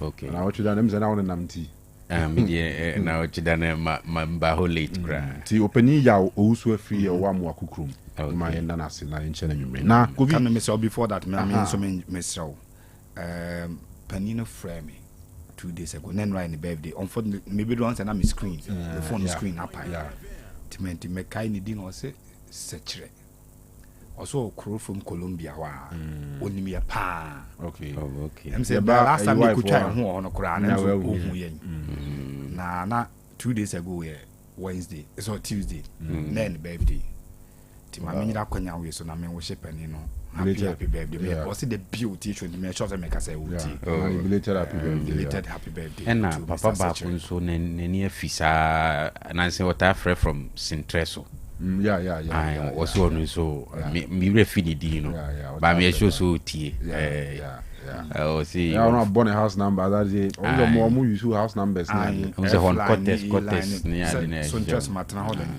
no so ma mencha erabi e fe no dina amankwa na monje odike hey me will ma becha dina is student or Amstead all right and wa take time out of exam schedules nyina show no so 80 show no to ma mencha dina amankwa wo nyenche ni ase okay hey odike yehu na che yehu na che ya manu kra ka hu bi ne yure ye fidi kakre odike rent me fi no we say why for so odike rent me fi na ko bi na me say me na thoughts bi ba me my dream say this Adesa production ya omo na ebetwa ye league if indeed a government sponsored project I then I limited feed need to the 2 TV stations but what they make am say I buy and I bon ho kan nyina dia fine we can give them the money now omumfanye production but some year production ni we are any interested TV station should be allowed to also broadcast the match free because they are buying sika including national television the national television ni papa mkranka was GTV4 na buy resource almost so much so that combit me atwa na de no omu pese omu kire say e ya ban so enya ban because you aban media institution na GBC no aban media institution na GBC no wo mate TV stations bebre including a channel 100% dedicated for sports 24/7 GTV Sports Plus but omunvanyi even Black Stars ebobokra omunyi no it's a channel na wo hoyeden ama say ye tete say aban invest Ghana football mu atam sika twitwiridie e da koma private media institutions omumom na ntwa no mutwa wie so omunkwa na enyi Aban TV channel no de oyibia enye in my humble opinion and honest opinion me feel say Adesa for no fine ebia bibinti omo na betumi win contract na o metumi aye production omo ye wi a because say Aban sika de o say TV station bi opeso oyibi bia etumi if I'm not making sense we bin can check me Mumfa ferry and tunchen. They won't say. I say what they say. Oh yeah. The amount of money you get. Okay. Says can you hear? This is purely business. There are times governments a person omo promote private sector development and no more to me show be because you say the mentality nipa de adwuma for private firms and government firms no enyepe ti abana to me eyi na said last kwa na ka China omo to produce billionaires it me for state money the mobi e the big company kese e ni billionaire said the be sa private corporation no ever be share government agency and as a government sector mama and met me boomi unse TV stations ni bi kuro mudin dada ekura in terms of the men can say viewership share no okwa kese tie se ade ma wo ne sa ma no kwan so ono compete obesa je free unsem to una wutwa and wo fa feed no but one obenya more people to watch on TV than one na okutu ahun scam but what was would this canal production o benefit financially no correct no on benefit financially obe benefit obe wi obe sisa ne advert e de aguso that is if obenya bia say the nti obenya bi and say the same product na wo kotoe no the nti a opese wutu esika e de nya sa deal no say one wonim say nothing at all better oka and kwan be na so better oka obenya this kind of advert in the aguso Kanu today o de yemfa ne say maminu so yen si yemfa ne say game bi be koso near the ama a radio station bi wo mikrom search edumase near say obiade wo ho kwan so fa Otec wo ho kwan so fa bi na Otec efa the same feed no from mo ha o ha benye ni pomtiji search edumase o betima to Otec no mati Otec mum because Otec no wo ni din no and in terms of ebikura na quality of footages or the bema no obema clearer ones a chain on no de na because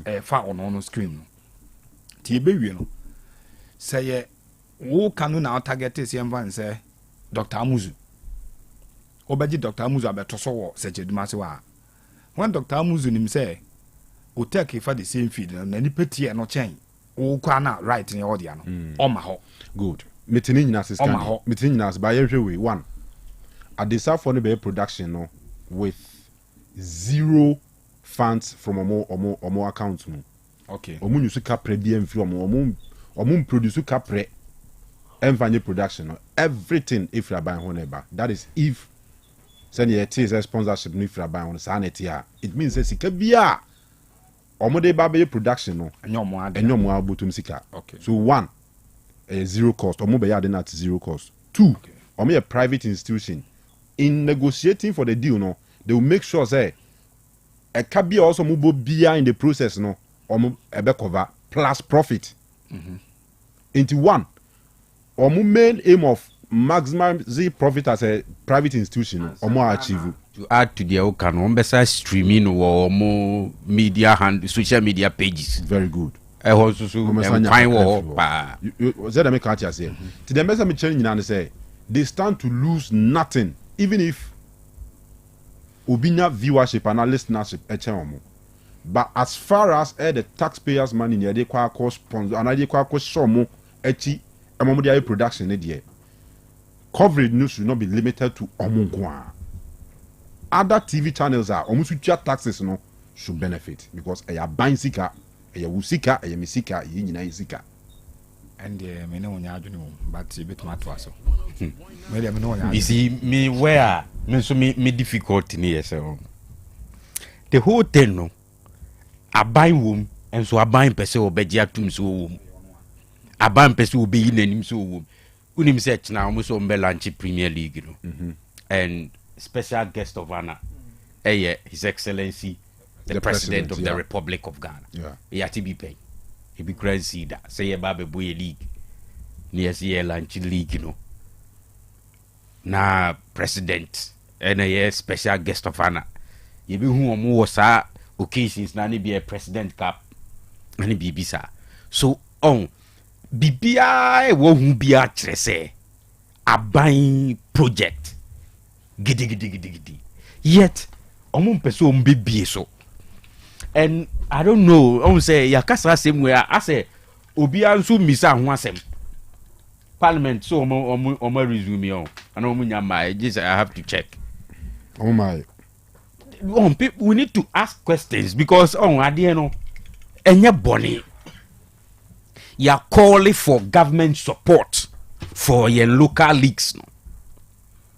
And the reason why I was buying take interest in our leagues, say national teams ya buying it Diana, for example, Black Stars, Koboboa, Nano, Minister, budget public, yes, ya cutting from over $1 million about 830 something. One match. So what you see, sa national team na buying boss sa Kanu wo ho no clubs players meboa. The other day against Mali. Ni nyina eni age say keeper Asari ejinem kama e de ama Black Stars ofri Accra Heart of Folk. Enti when it comes to buying supporting the leagues, say Division 1 Women's Premier League, Premier League ni whatever, me I am for it. But me challenge why they don't want to make it open. Hona mintiasian because it's a Kanu the Awukan. We can make a strong case for the Awukan when Adiena ye really official and open say ampa abine and a disikayaba. But you see one week krempo akoka say abaya ombetumi kura ka say Obua. O say na no Prosper Harris na do co-interview asempe. Ombiza o say nya abaisika. Enti media me debia me kasa asem we say ade na omo ye no. Yenye very careful. Say ya baisika dey assess candy. And the best thing to do is to even resource national television. GTV.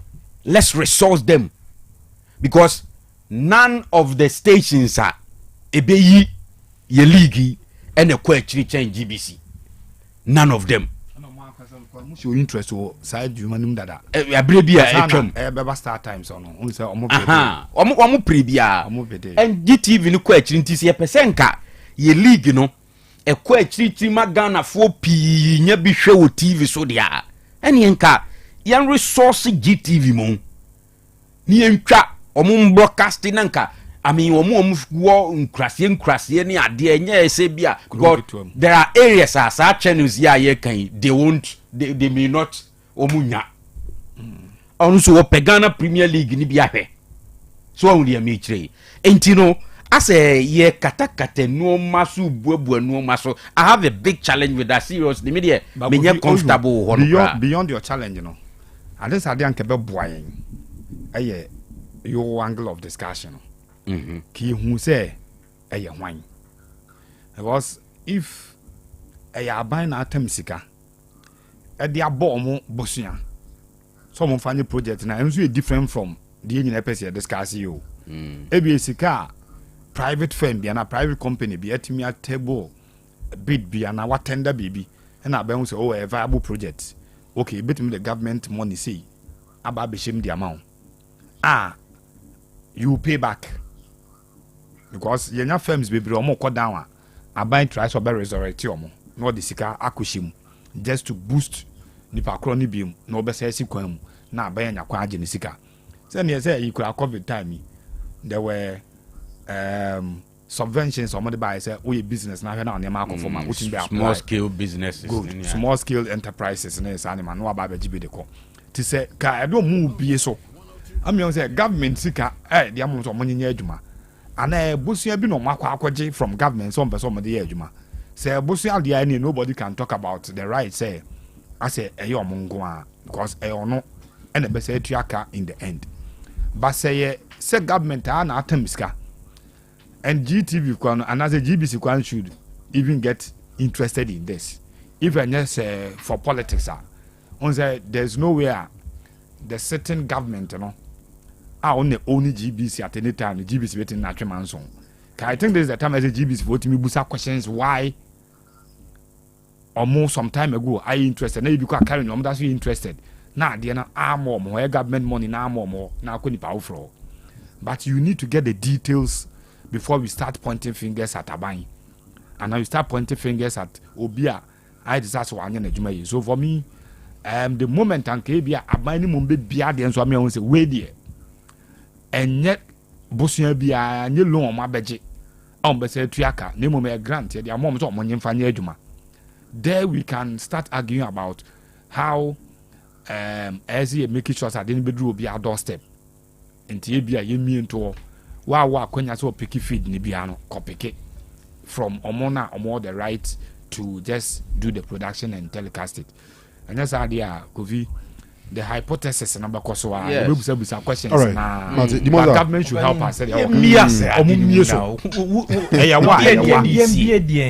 wa we say government e bia nya ban enhu ade kro no there be Kofi na make o say mbiem say mbie dien mu yemie so mi ehu say aban na ebe bo asem go aban a ehu say say bia o ka de pa un say ne o kan no say aban de ni sika be she league nim say keye positive o ye nya kra ye sika aban no ye company bia wo be bia o ye private company na ono aye adwuma e generate aban sika bia ye taxes ni ade no ye nya ye sika but what you see it e bin so ananya ban sika.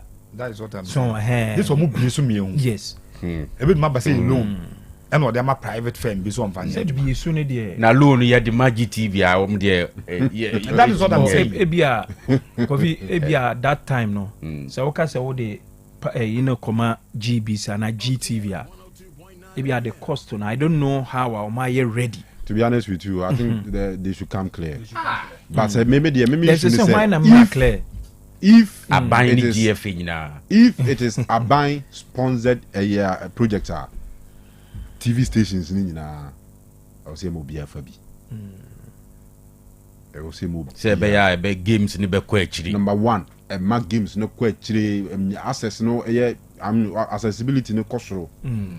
We fa TV a team ko next one Ghana Premier League. Team ko next one Ghana Premier League. Team ko next one Ghana Premier League. Now to select. Obi anya biare. What you say?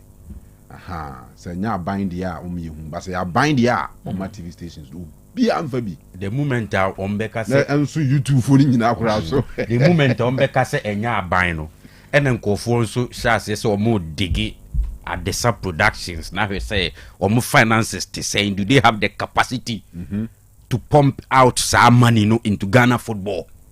Give every club years 1 million Ghana cedis and sakra na prize money edani e kan wa China for grant to me anye say na so eti chale mumi on ade a ekoso no say scandi ensi wa kwasi broni krum ho ombe ba pepe de will come clean e bibie mu beda o pefe say kwasi broni krum no for the rights and I said TV station no to even own it and say so be twa no ye behwe usikasem then when you say quantum of money no it to be investigated but here ha no na obiti mi share them 3 months a opie ya no okoto bens but enfo bi a ho all right yeah aveyam ko audios ni na yentie His Excellency John Dramani Mahama no abra no ka say is a stadiums won say ni sikura no nya boarding kuntan bia ni nya denti or ma sports and recreation minister Honorable Idris Kofi Adams egusu shedem na omo ye costing say na bi ometumi say omo target upper ho no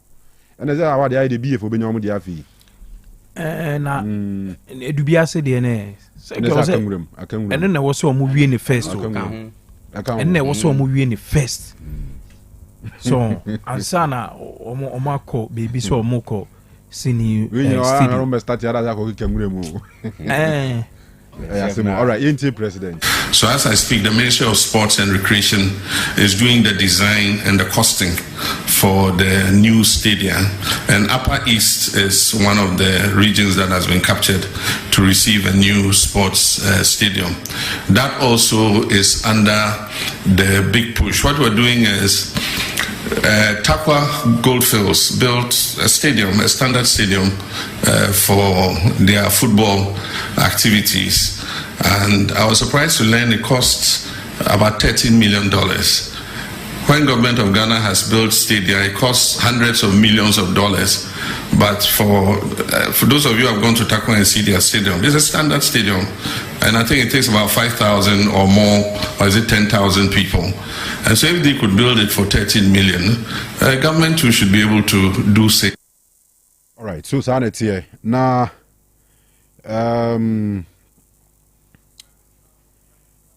Ghana Prison Service, Ashanti Region, any Ghana Immigration Service, Ashanti Regional Command, or more March, Ochina, Friday, 12 September 2025, 3 p.m.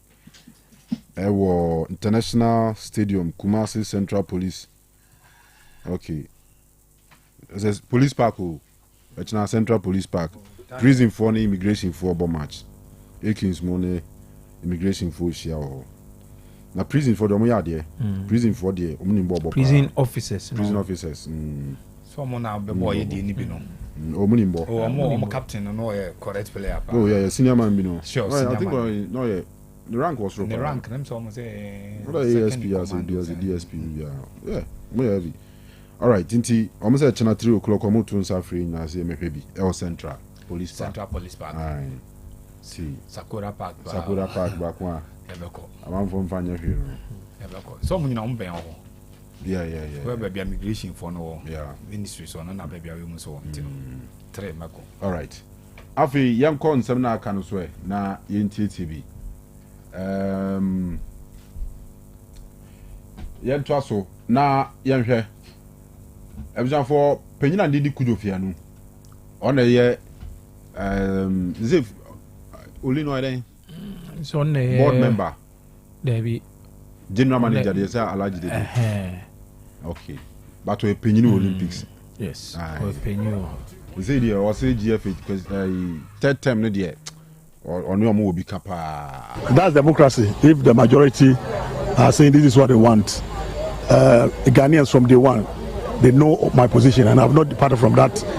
That is my opinion. I think that 8 years is long enough for one to deliver. But if the members think otherwise, for now, there are some technical issues that there are some knotty points that we need to unlock. Is it applicable to the incumbent now, or is going to be it is going to be implemented in future? So these are the knotty areas that we need clarification on. Once the clarification comes, whatever we will do will be in the supreme interest of the country. So who would need to do that clarification? We have stakeholders. You see, football is not for only at the end of the day only the football people, as we say. We talk about national security. The safety of people who come to the stadium is a national issue. So, we are living in a country where government is the one that pays most of our bills. Okay, so they will have a say. They haven't spoken yet to say whether they are for it or they are not for it. If government speaks, it carries weight. So let's get there. Now the football people have taken it. They have the right to take that decision, but the implementation is something different. Let's wait until we get there. So would you call on government to make his stance known on this? Oh, I'm saying that they are aware. What the pros and the cons. What others were. Those who think alike. Those who think that the 8 years is enough. Those who think they need more years. When we start, it's just like reading a budget. The budget is out, it's accepted. But now we'll go into the nitty-gritties. That's what I'm saying. There are some technicalities we need to look at. Is it immediate? Is it the incumbent who is going to benefit from it? Because if you remember at a point in time, he hadn't said he wanted to go 3 years, 3 terms. Even the GFA at a point in time denied that there was something like that on paper. So let's when we get to that bridge, we'll cross it. But people like Dr. Nyautamakulu said they will fight that. So if he were to take up this issue and was asking for support, would you back him? Tell him to count on me, that I'll support him. All right, so I say young can't Nyautamakulu to count on him, no be support no. Your league ne shas your china and penny for a Revis appointment. Hearts and Hoho United and a Biano Accra Sports Stadium. Daniel Lai and the center referee Nabua for no ye. Set Abletoni Alex Usam. Na Emmanuel Graham a 4th referee. Match commissioner a Felix Ajetesuwa. Ya Ajetesuwa na. Suwa GBC no. David. Albert Suwa. Oh, okay. Last week Dabe na me call last week Friday mi share no. Oh, so United new United manafon. United no wa fon boni. Ene so hu na check kakra. United nya gro no wadi dia me no na. So Big Man U fan. Man U are not for a while. Boyjibo so correct about Nantes no. Tamani ye pe Emiliano Sala. Emiliano Sala. Okay, yeah. Boyjibo. Jibo anano analysis BTI. Mani bam. Any Fulham no. Man U. Bompa is a oh yeah, and said the Tia na say o Tia. I said Mudimano can bam. On this why an analysis. Mudimano can be children so no must know for. Yes, the children so the children. Yes, children must know for. Ma Benan and so. We na money so. United analysis na be siso. Mun Chelsea money e mudio. Ani ese Milan for yes. Obojibo. Yes, enti zanet here. Venue media officer Chinawa Kraus here, Senna Richard. Now, coach Emma Hoho United, former Kraus to Folk head coach. Wakuchi has that. Ona, Rebina House supporters, Ebo Alaja Kambi Subose, or na Kunta, who say, we be into no, you crowd to me, Pamono. No, Kanu. Aha. So, no, has no assistant coach. Yes, head coach, Koi Mani take you over to take care. And later I'll call Apostles. Yeah. And as I say, I'll back to Legon Cities. On the Diomobe League, you know. Opegam, we pa. Oh, United. Abdul Rahim Bashiru, Wakasa Fakins in Yentino. This feature is going to give us a lot of opportunity because it's a first game. You know, during the start of the league, first game, anything can happen. So even when you look at House of Folk, anytime they play their first game against a debutant, they always lost. So hopefully, I think it's going to happen this time around. When you are playing a team like House of Folk, as a young team as Hoho United, you know, what the boys have to motivate themselves. You know, in this kind of fight, you don't need a coach to motivate you or anybody. You know, this is the game that you need a self-confidence and self-motivation to go into the game. So I think the boys are ready. They will go all out. Hoho United. Charlie, Hoho FY there. Hoho FY there. Premier no mobi dance we there. Papa che wo mabo premier ni bebre. So we kwa dia wo de tu premier fo ni bebre. Ya kai say omo lightning no. Omo check. Yeah, but omo so ekoye omo de omo kojija nananom. Hoho ifo no. So omo unze football no full of spirituality and they believe in the spiritual aspect of the game. Say oh call kwa. Especially okun edi kan de so ko jin shire free nananom ho ti hoho ifo ndi omo lancho mu Jesus no omo ko waterfalls bi e wo hoho side ho minim ho pa makoda ene be really waterfall ene be hoho yo. Oh okay. WLI they make can as a E4 substation bi wo ho sa is it omo my light VRE under VRE or what substation be or great substation be or waterfall makoda oh do mu ku jana nanom nyaade ya video no be ya manfo nya bi ahwenti omugunsa da bi abruwa bi na lead o abruwa poso bi o ja ho vo mu be hu ye ne o ko wa e be dise pandu dis has fonso ko sorry echo mosque so me za ko oak tree no ho awon kwa swala ba afi bi azia swala ba ya ko there is a house afi bi omuko afi bi as no me fight relegation o you for the ni yeah really yes area wa okay area the waterfall no abrewa ni gina hon abrewa na video omo de omo kunsu na no kum sane bompa ye ni ademo on so bi so abubu jaso no abrewa ni kasa okono hazana o le video no abrewa ni kasa na lady na chirim enti omo de omo ko ni nam forest ni mu a ni ade a de mu ko jijai we sa put time correct pa o Kanu ewa on sa waterfall we ujina faja to no tip na from a distance there's a honey so for line but to be then I'm sure it's different from the Jamaican. Na I say omo amount for massage you know. Every waterfall I've been there 3 times. The Jamaican there be just be 25 minutes drive from Hohoi. The Jamaican. Okay. While Avenue last town now they call hohoi no. Okay. No udu a wonante akọ waterfalls no from the streets na be say be had to Dr. Mensa bi. Ba wo fro people sa. Ha. Ti. Amanfo ni abre o. Jeso maya mamre pa o. All right, you take Karim Zito. All right. Now Bashir coach na san aka bibi foforo yenti no anse aba Bashir for the no so. Abdurrahim Bashir was say na me admo china Didi or obetwia no ho. Didi Dramani is a mentor to me. He's also an elder brother as well, and was my instructor during 2016 where we had our CAF classes A, so he's somebody that all of us looking at, and he's one of the best coaches here in Ghana. But that does not mean that we are not going to compete with him. Yes, although the letter that he teaches, that's exactly what we are going to use to beat him. Yo, was in Yamana did the actual Mona or Sanko use the Aquasha. Yo, yate. All right, Saturday, so Brekum Chelsea, any Asante Kotoko Nebebo Golden City Park, Referee Reginald, Collins Amwa, and the center man, Paula Timaka, and Richard Nati, Nafi Maxwell Hansen. The first assignment of the season, or fourth referee, Ewu Brekum. Match commissioner, Mark Kodia. And our venue media officer, a senior colleague, Ejma Sky FM, Precious Semevo. All right, so yenti nsema Brekum for no, edia tuja Brekum's Chelsea chita for no, edia tuja fa akinsi no ho, eni do muso me kotoko nyame aduma me da.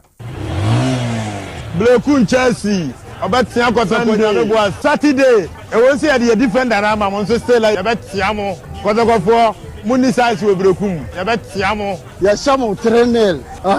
Brekum Chelsea mo say da. Ba afuwe, me say ya shamu 3-0. O park no so. Media me ka kire mo no. Mo hwe mi yie live park no so. Akotokoi, omo titi na omo Brekum krom ade. So ya mo kwan a, omo ntimi menya call bia o ha. Enti mi da mi believe say Chelsea, Yankopon Chelsea de, ya be shakotokofo. O Brekum krom a. Aya that Saturday no. Se nyame o de na de santan Chelsea de a, ya be shakotokofo. Ade santan e kasa no. Wallahi tell you say be shakotokofo e krom a. Ade kotokofo de omo timi gawe. Ya hwe mamo mba Brekum amba be de e be shayefo. E wo say ya hwe na ye de ya tia omo na omo de ko buku. Kotokofo de say em plan yo. Yem prada da. Brekum Chelsea. Ana na Prince Roma yusuru fe. All right, Samuel Buadu. On the boys no na omachita for nya confidence e omumusa no. But for those of you who share on YouTube no, bones Brekum for na some my video via o my a drone view of Brekum Chrono actually kwanya kopim Golden City one yade. But then take Karim Zito. Ahusisi o ni ahombo o maye e de court season ni mu ni how university. I think the only problem we had was after the season, we couldn't have the opportunity to rest. We played the FA Cup. Immediately we finish, we attacked the Presidential Cup.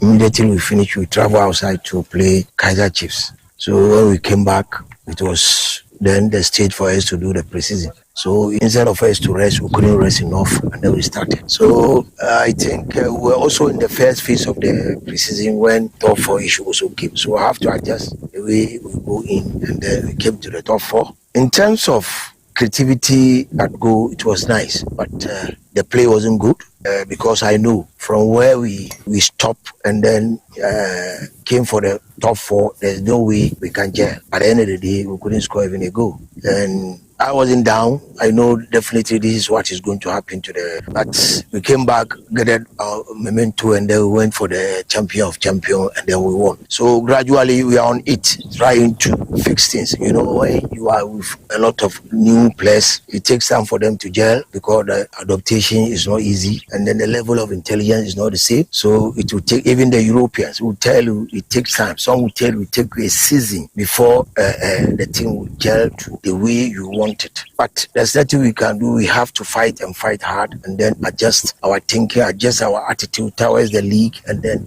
the Confederation Cup. So we are on it. All right, so now what my update of Kotoko injury situation our camp, In terms of injury, we are still facing problems with injury. When you look at the set of the midfield we are having in team, it's not likely we'll get him in the first half, and then Baba 2 is not well. So we are left with only entry. in the middle, and then before the new ones come. So we are trying to let them play together and then you gel, and then the two will be going on. But for all what I said doesn't mean we are not ready. We are ready to play. We are ready to play. But how people will be expecting it to gel, it will take time, but to play. All right. Afi yanhwe nyame adomo a memene da na ombo Mackenzie dikan. Omoni brekum Chelsea. And also a coach.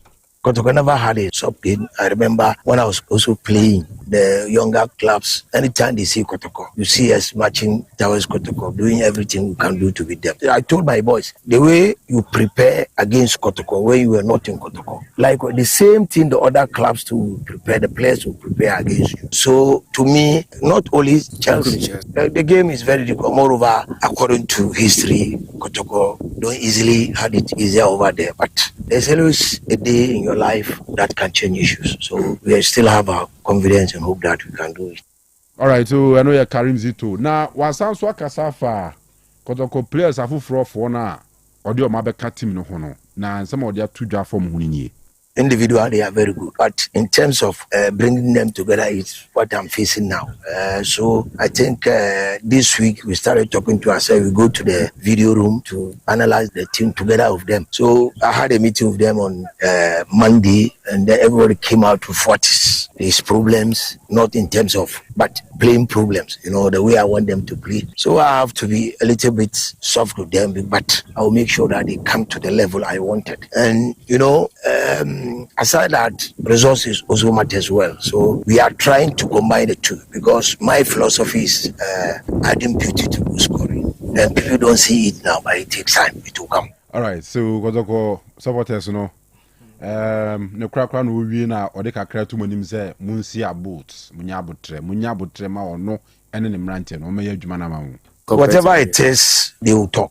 I know they will talk. But all what I will tell them is they should be patient in terms of our play. Sometimes it will come and then it will go. Because we've not started gelling. It's a fact. I think I was with my technical team yesterday. I told them it can take you a season to gel, but we are forcing issues. They have to understand us. And that it's not an excuse for me to go off my target. My target is to win the league. At the end of the day, what matters most is to win the league. So I think we need a press. That is more important, because when you do the football analysis at the end of the day, you had everything right, but still you lost the game. You can attribute it to lack of luck, because an element of luck also, but an element of luck goes with hard work. You understand? You did everything right, but the ball didn't enter. So that is why we attribute it to an element of luck. But yes, we are seriously working on our deficiencies so that we'll be better during the league.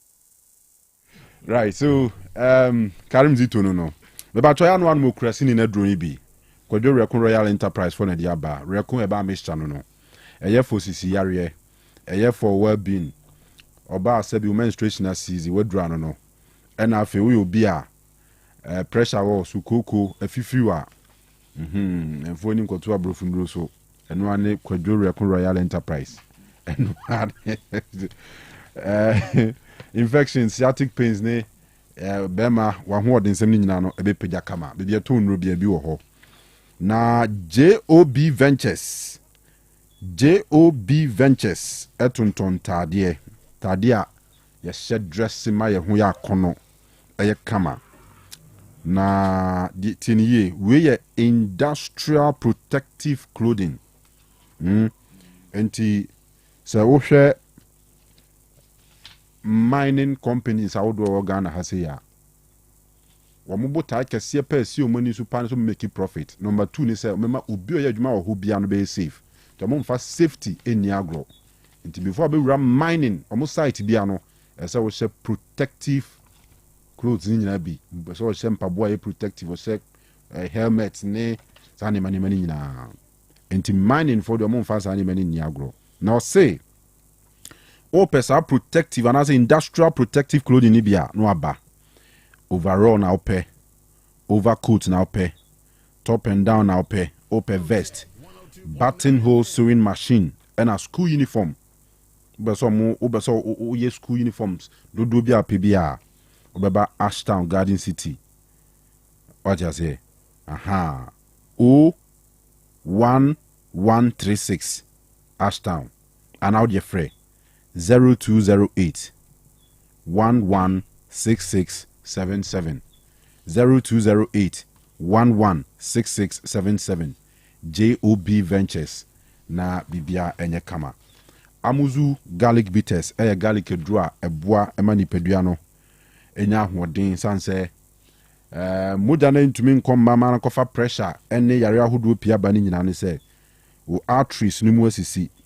Amuzu garlic bitters no dilate arteries ni mu ema kwan dem ma moja tumi ko de wo se ko support to the pancreas improve vision ema sugar level no ba from say team na obi a ontumi na wadurane Amuzu garlic bitters misraw opedodo etu abekọ Dr. Amuzu ho ewo Amuzu Junction Tafunshia so and our friend 0247 776743 Heba shop BMU ukwa ubenya na drone bi ato Abapa Enterprise se brane bedidwa beto nyoma wohia e otafo 3 miles Sakasaka Park enim ho ope home appliances and afi ope so sisi living room nto behia sofa behia TV dia mantam dan ho so nneoma hodo ma dem ye feye anika manipa anika fie no ni nyina benya bi ato ho senso badwade e fa nnuane ho te se provisions akwadade be kusku na ma yusu ofie a na wakoho bibia person to toiletries enu ye nneema hodo a se semina di sinema washing powder ne tiro ne sane mane nyina bi wo ho Mr.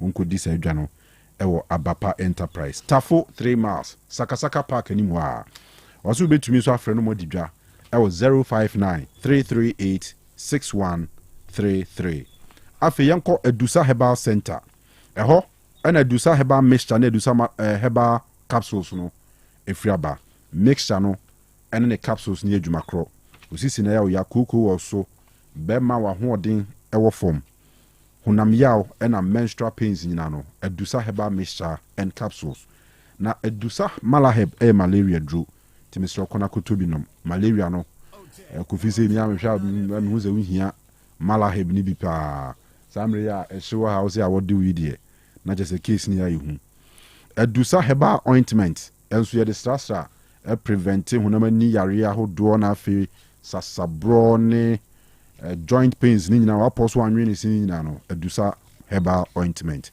Edusa Herbal clinic there or Macro Goy filling station ho yare bia titi bia no o say bra no nhwe ma me Edusa se frɛ no 0500 110 115 National Security Secretariat at the hotlines be about for Ashanti region and to Asante Mantem ho a me say number we save to phone so in case of any emergency biano or say frɛ wo mu crime related incidents biano frɛ wo mu on so bi bokro no ana obi abokro no bibia si like bibi koso obi yi obi boni bi ni ade omo so omo pese omo te boni e wo krom ha so mu ntimi nyi mfiri okra omo te so mane ba fom say team amanfo di boni wo krom anti boni bi e koso bia wo ku bia no wo de frɛ wo mu National Security Secretariat numbers no 0544 032 482 fa number we o anadwobo so bi ahuri wo aba ofie frɛ wo mo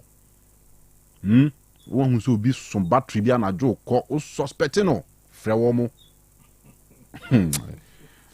maza boni amanfo di ni krom ha no frɛ wo mo 0554 032 482 and 0542 760 846 save number no phone so unim da obi be di ubone ana obi hu so bi person odi ubone so ati ase enu achi on call catering service on call ewo patase a ben Luna Care Laundry omo san wo nkrabata ewo kromo ase eno mo bi wo Konongo Black Sheriff Krom ho na on call catering service for omo say omo di omo dwumadi omo di ni say o ya wedding o ya birthday party corporate lunch now pay baby Christian and what to badin anase buffet bia pese o ye bia continental and local dishes open surprise breakfast na mobi and a lunch basket friendly freezer soup onye nkwa ma na fancy fridge onye stew ma say me pe kontomire favorite pie kontomire stew no wa ye na wo de wa de show fridge mu na we sun kakra omo adwuma no enti wo de frɛ omo boys na ban ye need time I dey course our kitchen ya de no bra fa number ne frɛ on call for no mo nye stew bi a pe bi ama wo ne fa show fridge mu na di ni kakra so ati ase nye de bia na benya time akoja ho ya de make say kura bia wo maduane no a fa hyɛ wo mo nsa o ye event bi afrɛ wo mo aduane dodo bi ape bia no on call o me deliver 0244 115 026 0244 115 026 Fearsome 3 Hepa Plus Pavi and a Plasmos Hepa Plus Pavi and a Plasmos abusuafo nhyɛ no nso sɛ ɛyɛ for general well-being ɛna yɛ wadanti Hepa Plus Thursday obia no Hepa Plus onum ana wudi adanse kyerɛ manfo sɛ edupa onum wia ai anano dog de no de ma me hu awudu ye ɛna me dan ma awudu no am ba wudi adanse o sɛ unu na de ma na abo me pa Otec FM security yes wasn't a down for pani chairman solo ndia enchia chairman solo mano nti Fearsome 3 Hepa Plus Pavi and a Plasmos eba mixture eba chokotobi no na emwa ye ton heba so bia mu esi ya ntwa nyare nyanom ye nom de boy ho ban mom free yare ho nti Dr. Eben and the buy the telephone numbers 0542 778 572 and 0542 807 907 Multi-Pack Ghana Limited Wamo NAD Pella Mineral Water Naba Pella Nsuo Wamo taye chise nyame adomo a asante hima doti ye no yen cover na manfo nya bintie no munya binhwe ewe yen social media handles no so nti Pella fo yeda mo ase Pella Nsuo ya papa to bi no efie dia wo se nsuo amono ma Pella o Pella Mineral Water ye wono 500 ml and 750 ml ni nyina ya wrap ne kama e bottle a ya wrap ni nyina enti mesro asokore mampon e na Pella wo uye dwumadie bi mesro e oboban asokore mampon boban uye dwumadie bi na uhia nsuo uhia articulator ma fre Pella fo omu nsuo e kama wo hwe udu ho na hwe hawa omu si treating nsuo under hygienic conditions a omu ton de magana fo ana so omu dwure nipa ho Pella natural mineral water Pella mineral water de no bottle mungu a Pella mineral water Pella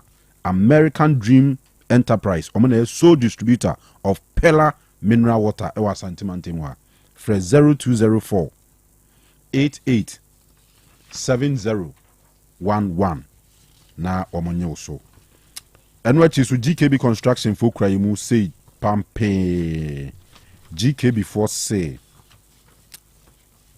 Dien ena uhia ede asiwo dan no enkane ene yekokoto mpampuro ene nua hodo be hyehyɛ se ye flow dan so wo se atwam bra beje form works na de a ye hyehyɛ tutu hyehyɛ ye adwuma gide no na brofo no yusu ekoyie pa chance ado bebo dan so long span now pay you on self lock ni IBR nyina about with wide range of color choices be bro na GKB for ade omo ya me hu bi da e free estimate no sanse enye nipa bia na betumi abegina wo dan ho be se don hwere mienu miensa asese nchanse dodo abehia na dodo abehia de obehia nyina no wetumi aboard so owi a wo se onye okapre kra free estimate omo ye GKB construction omo Santasia pre o se bra se ope edan a yesie wiasiesie fully furnished houses a omo tuntombi ena uncompleted houses omo tuntombi nsase a manso ni ho ena opato a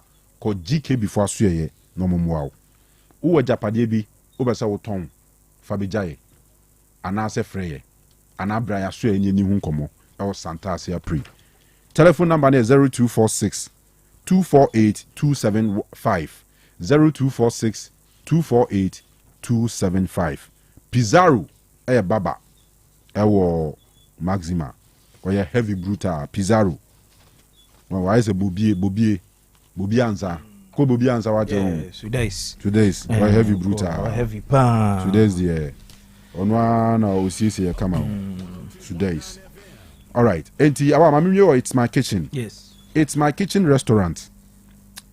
Baba Yara Stadium traffic light wana abrosano form mfimfin ena soro ni nyina it's my kitchen. Ubo raho aduane papa de nyame nu kure no anhwa be confused. Unhu aduane a wo order. Omunua ni koyie papa. Ene ya wadai amanfo akodi banku ni tilapia promo no because to one plate a oma 2 plates. Wednesday bia a pizza otoba ko nya 2 ena dwoda bia no so to catfish a omo chewa aduane free eka ho umpewe na opedien. It's my kitchen restaurant. Baba Yara Stadium traffic light wa udru also a omo serve natural fruit juice. Natural one. Natural. Ay koyi pa. E buy in so many flavors. It is a pineapple, ginger, mango, mixed fruit, tangerine, orange. Nina a natural frame. Now it's my kitchen for Abbas body of magic the chen otwunwi. Otun for Excellence Award 2010 omuneje. 2011 omuneje. 2012 omuneje. Nansenya 2023. So omuje to aso omubo hat trick no me say no mabre amanfo ni dibi. No say 2023 omasa joma de. Omo ofa Ghana nnuane, China nnuane amanfo amanso de nyina ebi wo ho. Local cocktails no omo serve bi. Pastries, smoothies, omo wo chese cocktails no bi bia bi wo ho. Space omo de rent for event omo wo bi. Enu achi so aduane no pese oye order no mo a 2 riders no mo de brewa eno so e wo ho. Ti bia wo bia okumasi ase no with my friends my kitchen force me pe banku ni tilapia me wo bia Santasia pre. O he no tafo ahimbronum o he no ha no dia brew from CCA 0265 707070 0265 707070. All right, Monza afi yeni nkomo Opanyi nyame adoma ochina Ghana Premier League. I was saying any predictions so prediction Ghana Premier League so there. Na this season you expect an improved league as compared to last season there no. You per se you improvement the every aspect of your game. From players, quality. You per se you improvement the technical side. Because your league na Kanu assemble kwa manfo kafa your league no ho a me gidi say e was say you my attention e koso pan say about the technical side no. Unim say nipa bebre egidi ye say and as omu hu ne say this current generation of coaches or they compare ebia omo a sebi omo free coach mu ne omo a omo anya omo baby corner nipa bebre egidi ye say the quality difference ewumpa me chere the likes of the late Sir Cecil Jones Atuko Fiomo, Herbert Ado, Meche Sam Ademo, and then Coach Henemo. So I mean okase ye comparison na nipa bebre GD said this time Nyoma ba form kakra. Ka this time sooner because of advantage omanya ye courses ne ekon refresher courses omutsuya Nyoma bebre. And this time, because of technology, the current coaches in the generation of coaches, enya kwan esua ade bebre. But uti a man for the more can say the coaching side and I say the coaching aspect, nyoma bofom. And ube busan say is it the coaches in an enche players in ade ye, and I say players, and a coaches, etro more omuntimi ensua ade no en apply. All in all, Kanu this season, you hear him say improvement ebeba the technical aspect. And then refereeing so one aspect me GD SSA league, you be who improvement na say your league, emu beye da ejina refereeing aspect But me pese me hwe the coaching aspect. We say and then F4 no release teams mobile Premier League omo coaches meaning say UG mo e de beto your Facebook page and I say your YouTube na amanfo ahwe ampese me ye analysis kakra e wo. By the way, house for so sending na ye can raso melanchom Jesus ne no. Omonya aye.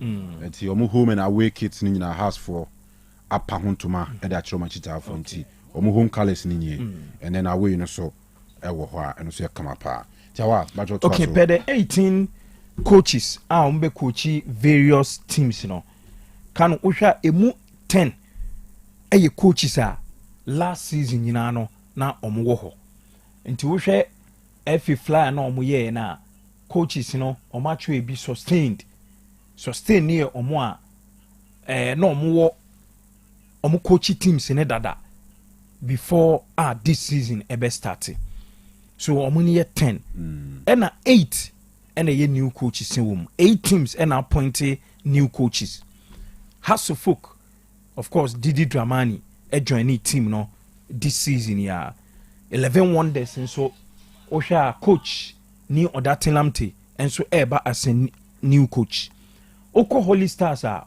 appointed an experienced one. No team emudia na ebo 11 wonders na ebo na Legon Cities na ebo. For now there are 11 wonders na ebo. Okay. And a division 1 so Legon Cities na ebo. 11 wonders on bebo home way. On bebo na Accra. Accra hin. On bebo no Legon. Okay. Say, all right. Transformation and I say transition no mugu so omoye. Emsa aka documents kakra bi no mbe sign omo a complete bibia and Legon City's first division nso bebo ombe base o techima.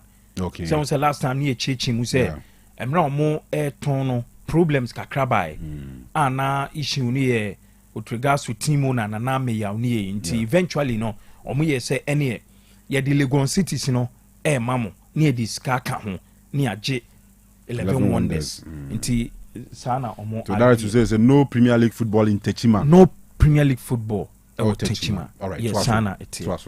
And then we share new coaches now. Say the medical born All Blacks and so the new coach Eneba in the name of Ahmed Ibrahim Fati Egyptian. from Egypt. How and so the new coach. Okay, say me Kanu now out here say coach need onye new system nim but we joining team no for. Yes.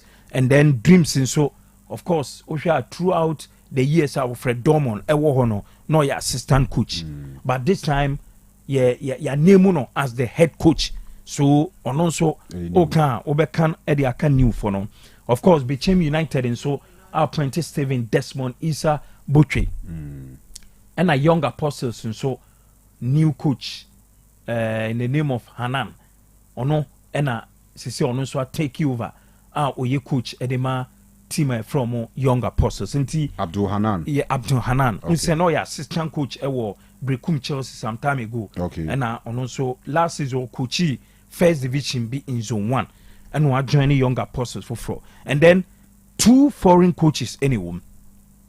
Of course, Chuba Aristeka for Adriana Stars. We saw no about last season no di omuwie and our this season on say twaso. Or no and All Blacks into 2 teams and the foreign coaches ebebo league, you know.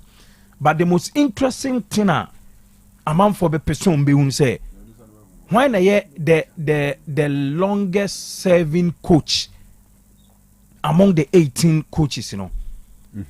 Longest serving Adote WMJ sustained ones, no. Nuruddin Amadou of Karela, Samuel so no joining last season. Samuel Bodun so but Uchema Tanko Ibrahim, Christopher Ainin, Bashir Hayford, Karim Zito, Kasim Mingle, Sioba Ristika, then Frimpomans. I'm sure Frimpomans one. A coach Mingle, Kasim Mingle. So no joining nations before the start of the season. We and Juma war became United and or joining nations or joining nations 30th June 2023. And a nations for confirm as the new head coach into on the almost started 2023-2024 season. We only through the second longest serving coach for a club a Frimpong Manson. So that season no or started or before kwa. Nioma esha sese nkuya onya happy no and a free before. Ebe joining Gold Stars on 6 December 2023. Emra Obe take over from the late Michael Osei. We say as at the time na Gold Stars Nioma nkoye no more difficult situation mu. no moto so 13th on the league table. Before that, no about 9 games omu wini omu draw 6 elusu 3. And a coach from Poman so able take you over till the end of the season. We no and because of the more boy no and no more to us last season or G League in the moment. Into from Poman so and the second longest serving coach in the league. Okay. Followed by Samuel Bodu. And also joining Brekum Chelsea 5th March 2024. And Rana Christopher Enin, a coach for Chelsea. Na Nyoman Koye ena omuyi ni free oma Samuel Bodu ebe toaso. And then the 4th one, a coach Bashir Hayford. And so joining Heart of Lions 21st December 2023. Into which the longest serving coaches now, Kasim Mengels na 1, Frimpong Manso 2nd, Samuel Bodu 3rd, and Bashir Hayford a 4th. And then another interesting thing a tier for the person be say among the 18 coaches, you know, why mo na aje ye Premier League, you know, be paying. Of course, young coach last season ya coach from Paul Manso e winning league, you know, Edema Gold Stars. Before that, the season before, no, coach Nuruddin Amadou and a J Edema Samatex. Now our Karela. And then before Nuruddin Amadou Bejeno, coach Evans Adote and a J Edema Mediama Sporting Club. Into the last 3 winning teams, you know, omo coaches in Nano, and that's so active. Ewo Premier League in him. Evans Adote, Nuruddin Amadou, and then Frimpong Manso. But omu free wa. Other coaches are imagine 6 coaches among the 18 no and a AJ League in be paying. Evans Adote, coach Nuruddin Amadou ne Frimpong Manso free wa. Samuel Bodu so a league winner with Hasselfolk or joining Has or G League, you know, spending 2 seasons ewo Hasselfolk or G League and or G FA Cup mienu edema Hasselfolk, including Super Cup and the President Cup. And then we Samuel Bodu free wa, of course, coach Bashir Hayford, and so a 2-time league winner.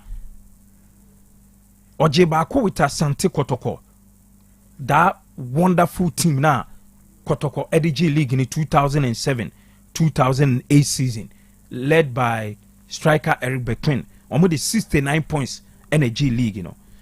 Bashir Hayford edging in 2007-2008 ewo Kotoko no. We no Saba Ash Gold in the year 2015. Before then, Ash Gold are 19 years on G League, and a coach Bashir Hayford ebe G League in the moment. Bashir Hayford and so G League in 2. Okay. Didi Dramani, of course, on also edging 2 times with Kotoko. 2012-13 and on Saji 2013-14 into a consecutive years and a demand Kotoko. And on G FA Cup 2013-14 na Super Cup and so Jenny Menu. Until 6 coaches and I started this season on Maji League in the Kanu send a Makano. This time you perceive improvement our coaching side, you know. Say your league, you know, a mobile de tactically any technically bibia beye okay. Kanu you expect say your coaches, you know, ebeye juma mo. You sure say obia signings obia target or pen on onyaye e de awuntimi nyanyina kra ebia 80% 90% be ubetimi nya. So you expect a lot, but the big question I'll be bebusan say coach be the first coach you be pamno last season. I think as a week 4 or 5 and the first recorded the first casualty, you know. Into this season Kanu the big question I yebusa and it's a coach ben and the first coach you be born in say to I will leak in him. Be sure say ye kunyina ni benya time na ya discuss more. Kanu and then so me call Minyankwan ko Baba Yara Stadium. Na my member the newly appointed Ashanti Regional NSC Director. Make us a newly appointed. Yeah, I remember last time I called now woman business I also the finance as a BBA finance or lady be very finity.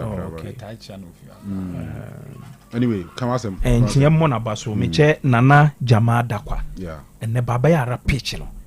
Kanu me call kra me ntimi mfa mani hwe ni Monza oh Clement Chantro the nature of green na aye no o hwe pitch na utim say green un say ayi side ho amakom pitch no and me un say workers no e wo so no omu tutu unwanted weeds no amu say duadua ba na chese me hwehwehwe mu kakra un say kotoko I like say kotoko ebebo home game a just October mu say first match on bekwa away Chelsea next week obebo Africa obo we are the following week or say about Africa until say kotoko ebebo league na just say week 4 think on money Heart of Lions until na be your first game e wo home until enu on there me sure say pitch na are ready and them Africa ne born here dim o kroma no the Africa ne born this washa the only two teams are more Africa or more struggle with league me the rest of them one call relegation me threaten even Samatex on last season dreams come away me dear man so last season struggle anyway Edubiase na kra no or and your dreams na your dreams are last season was some and I last they say be 2 seasons kra na but last 2 seasons and the new African there kroma de ne boy den na me de kramu kra ka se baba ya ra wo ko ye no ni anam ka se wo be mai update o ke kotoko baba to baba ya ra be bo kwara Africa no o sa kwara ndi o muntim mokofi but am be se me hu say stadium no be ye ready in Kotoko's first home game ana is a league in Kotoko be born here say na make us a league in there omo home the first league home match no e be against week 4 e be draw yeah very good it means Musa say Kotoko be born league matches when because my community Baba Yara stadium and are you telling us say by week 4 no na Baba Yara na you ready for all activities pitch na me di menu hu ye no when you official from the NS menu obi endi nkomo but pitch na me hu ye no e baby kakra bi amokom side wona eba corner hona na me ko na groundsman ne wo so a mu tutu unwanted weeds no mu duadua ana grass on weeds no they once a weed ne they unwanted weed a weed very good but unwanted grass on unwanted plant be a weed okay nti hono nko a nya say so nyina e green e na me hwe enso e fence bench no okay unse say o makata mana no so omo ye movable one into that problem a media center wa ball no ba home side ona unhu ball no say ye nhu bio na say omo ya movable ebetna tatan tracks no be movable yeah okay amena na da ho no so makata so edua yes grass ne ya fa ho nyina sa de carpet anyone be access idea best some information there me wo so penyu a wo feel so me we and na me call ha me call go see say penyu mo Africa no ni here de no African TV we are about too early for the ejuma na omo ye no I say omo ntimi amono nti about too early for works na ejuma na e wo ho ejuma no mo ye no too late oja say nya Africa no so date nya be June ho ba bi kura ni enim say Kotoko be ko Africa ejuma wo ho ejuma ejuma wo ho pa if they started earlier come we in tema ejuma na e wo ho ndi opanyi na e be din fe kura na dressing room we ne so I can say and mind you say omo no omo one day scan ni ho so senior yeah more you just say bia MSC me I had the na make I say me manager man you be obi born Nigeria na so be dabi that's not the issue we are talking about the institution NSA yeah sure and your responsibility say my facility no are available for use and I'm failing until we are not talking of individuals we are talking of the institution yeah Oma feli Kotoko for Ghana for nyina kura nya Kotoko for because na go stars in so ba and institution no it is made up of human beings of course okay whether local or Accra national nyina ka hu bi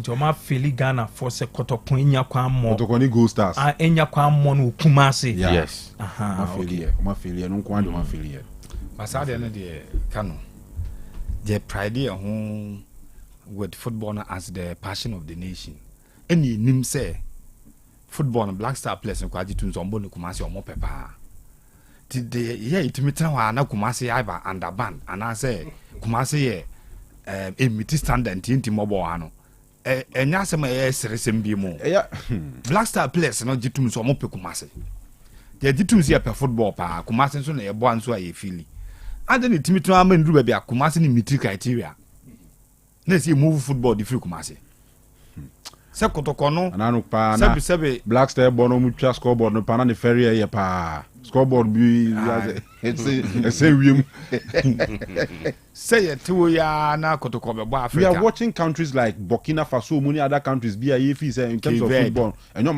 my fenny any idea playing football on natural grasses, papa. Pitches, hybrid pitches with electronic pitch panels around here. I'm for Bia. I was saying Kaya Bibia 2095 90 in 2025 still into me. And there is no sign say ye be any many say you pitch panel be si kwa ho e bobo masa e wo Ghana 2025 na nnuanu gutrogo so ne ahyehyɛ ne de ayi anwea bag tutu akire nsufu from afar na pia bi ato atwene ne asa akɔfa asi hɔ intimisremo asɛskandi wone Kanu monto momfa nkratoe mfa microphone ema mampanyini ni minister so nti sɛ sie ya yɛte ye hia stadium foforo di ye hia pa ne sɛ di wona asɛ no ye beye ne yie first amana meet a certain standard and sakra na ya dwen sɛ ye de foforo ba be ka ho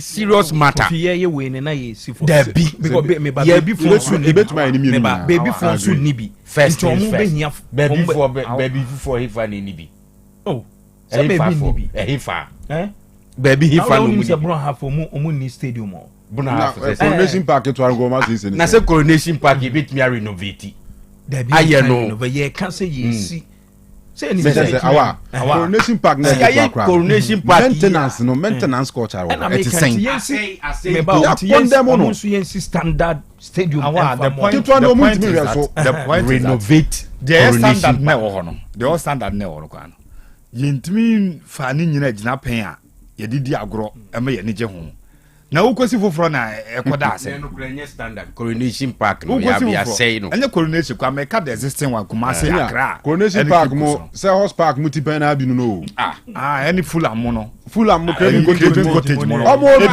muti pen Coronation Park ebi ni Riverside ewo Middlesbrough hodi nya bia ni memo mu si stadium foforo bia sesi a ye tamale yi no uza wa can say we can do both say we start concurrently yes we no na yes foforo na so da bi o mka kire say ye niska ye woska o msi sika sem nye ye cost no Kanu na Adam say dem ye cost Kanu in fact me kwa tomorrow Adams ye cost I'll come to that sa cost no any designing no as minister designing ne sa de nyina no the existing ones here development centers in the area designing no and ye beja no akosi foforo dey na oka honorable Siama project only aka nwura mu sa sports centers in the area designing na in the stadiums and ye ja no say omani aboka enchimu ye nkosi foforo sese because ye ko vote say adakulu baku ya ye koye no wo yi ye jama na say ye koye Independence Day celebration once pe enu kra no omu ko no omu do ho ba bi ya de ye wie na eni ja ne ho if ho no ye renovate ni ye ni ya it can serve the people over there.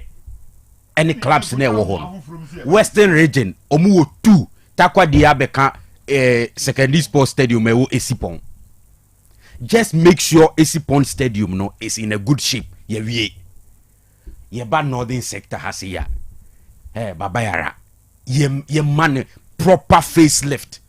Ye Coronation Park ye proper facelift. Now Coronation Park. CCA clubs se woho Edriana. Ewo ne de wo ho Golden City ewo ne de wo ho they are expected so to meet a certain standard. And to see a Coronation Park say bono near half for now a ho isiwa e serve oma be anywhere yen shede ni BSC will be lucky be near there western north fui omunyina no ombetimi akobo your friend say takwa de and could even to buttress your point no sorry to say our be yen say be clubs no in terms of football maji mutintima but in terms of numbers of more command or stadium enyehu this all renovate Coronation Park na be 10,000 15,000 esi wa ehun hia se ye kwotwa ahoma from say Kosi stadium asibi I'm not saying it's a stadium a water tank tracks other sports facilities me enunti kra na ma me say nyɛ saa de akeka ball no nko ade a ka Coronation Park na Bechem Park na ades no ono youth resource center no musine doma enom de call doma na enom wie ya VIP no ba VIP no no ehɔ na ke say ba east awia no kɔtɔ e say ba east enom ma ko see no west design no ne say VIP no kwa da bi hɔ no bi omo dwuno mo tena popular stand ne center line one more VIP so mu na engineer no mu say engineer no VIP no ewo west ke say ba east no and I'm just saying e bia odwene omo tena popular stand ne center line ho more center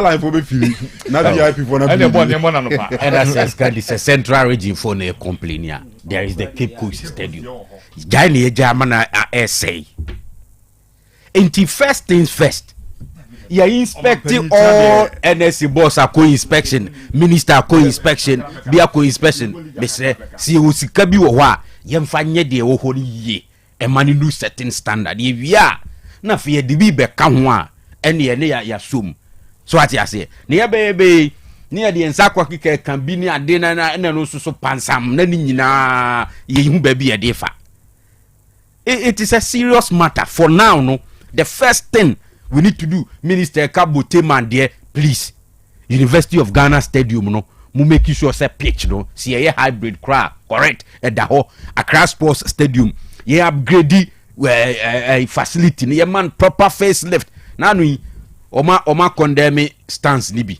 enso hu yan say crowd ne ye mo no na bi dwane kɔ hɔ omso oma integrity checks bi ni ade wo ade no hu say awi ya dom kɔ hɔ no betimi abu ni ade nti ya no oma close sa side ho you see these are the things ye nya nwie Mategofi my Champions Premier League next start yeah china timacho ya monya mo predictions na mo fan send me na mo fan send okay say you be communicate oya kotokonia limit your expectations coach kasa na nyede coach kasa na oka nyede say coach pa 3 days ahead of your game and after any players na meeting am mo chere whether our system no mutimbo and no mutime ma kotokonia ready for league no so am I ready Debi nemo play ni na se play no na ade bebo na de play na ade bebo no and I say ye ni say bebo say aka 3 days am Debi no club awa atomo what we season ahead of the season once I recruitment and then I start o pre-season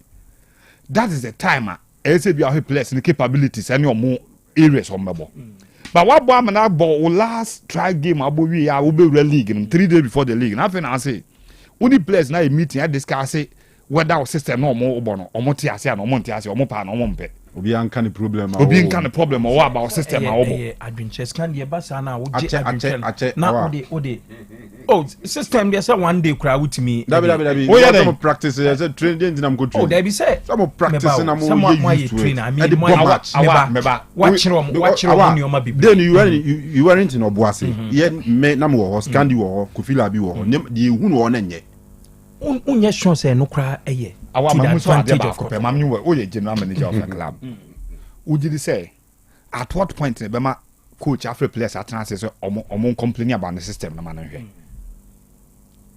time na me koyi and at time coach na feel say the wo hu na nye time be coach be friend players do o matran say yen discuss my system whether mutimi ana problem there wo problem how my system no ka system no watchiro mu bebre menye sure se ba ko na ebi a watchiro mu mienu ana miensa bi until at the end of the day ya team meeting players yen ko ne say sa no kra boa o Scandi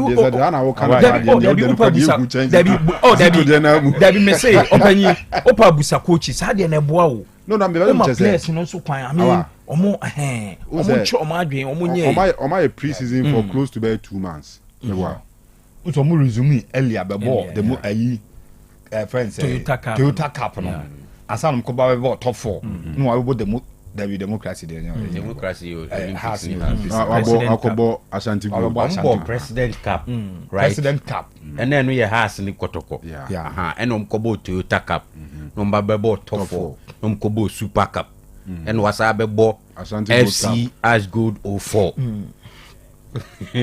Scandi I don't know Scandi one kotoko ebe boa kotoko bebre me say ebia se kotoko ni Gold Stars boy and eyo say ye wie bibia but omo na FC Ashanti Gold game no 04 game no ebema omo hu nioma bebre and wo de obu me hu last season kotoko start league no de na yanka na pre-season bibia ko expectation no high but omo start here ko saying enti me say mo match na ebebo mo papa wo de hwe Saturday awa me question when ya wo be hu the kotoko team at what point and the ukra club coach be free players at times say yen discuss me system say mu hu so my pre-season my BBA we now ma kire mo tactics ma kire mo nioma bebre say sin yen ko ne sen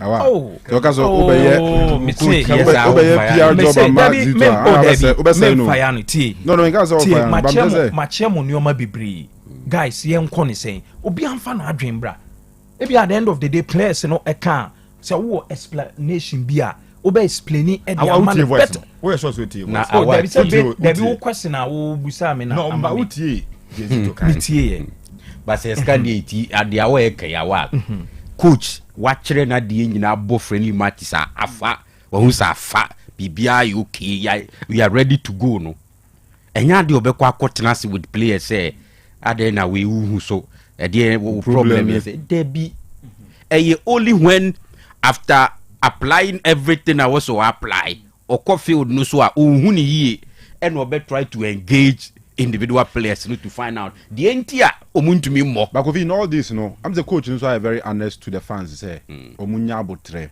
ema team no abotre ni ho ebia or ye bibi and dey good advice can you know how long and san we kuku and one can dey boss omunya abotre ni game ni see fans e was abotre na league start Saturday abotre baby but ye kan unzo untimi mfa FC Ashanti go 04 game no nkoanso and rabe shi kotoko pre-season o ma ye nyina the American out here and na me pese ye twen adwen me ba track kotoko from the President Cup we dem fan President Cup and on the call Toyota Cup on the day player coach eka ho asem ya we saw that the play was poor even though they won. Yes, because here one of game they defended penalty Kamara ye save and Akotoko win here, but the play was poor and coach nanka say we game no kan ho asem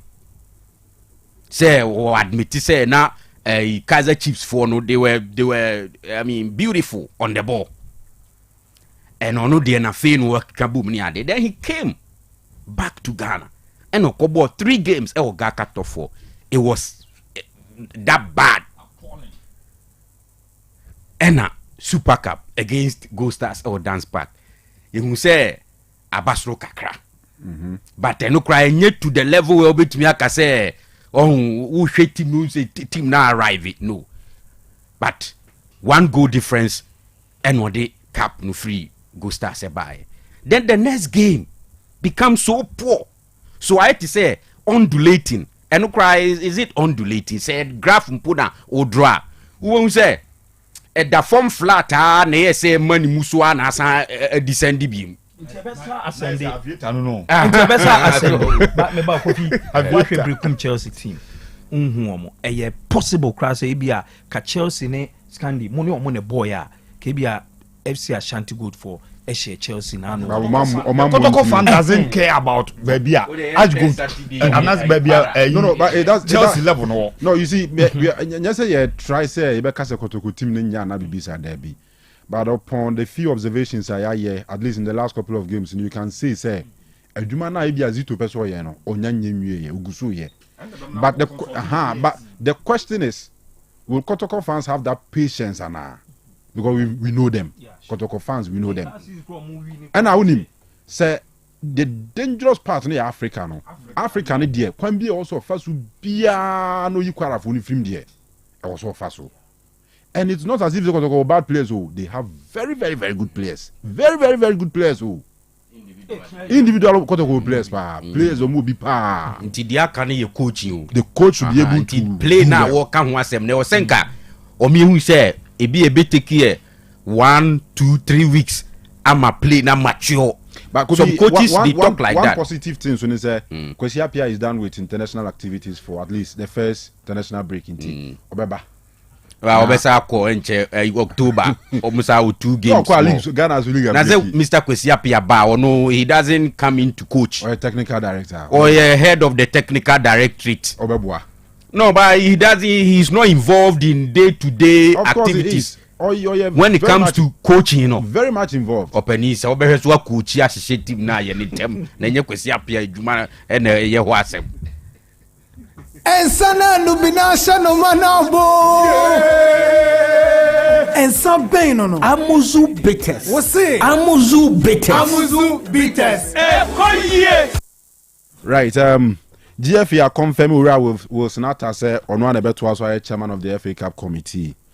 In and also a story or na members of committee no Afudodu, former Obuasi Goldfish player. Our ball for the senior national team between 94 and 96 was representing Ghana in the 1996 Olympic Games at Kosovo, Atlanta. Other members next Okwa United FC for president Emmanuel Akoto Bamfo, former Legon City's general manager Kwabena Asenso, president of FC Ashanti Gold 04 Eric Ajiman, and a president of Cheetah FC Abdul Hayate. Omuna from the FA Cup committee. Oh, Eric, an appointment. Then you congratulate you. Yeah. And this is they say Kwenimu FC Ashanti Gold. Kwenimu Martin so say omode Galaxies in Swama Kasim Mingle. What Paul so appointment. Ayamba. Black Princesses. Management committee. Oh, okay. Now if you want member appointment here now, opinion. And I am going. So dance with him there. Now you want to say you know. You never crazy now. Cremudia, a very pants and way. Cremudia. For now, crack cremum people. Cremudia.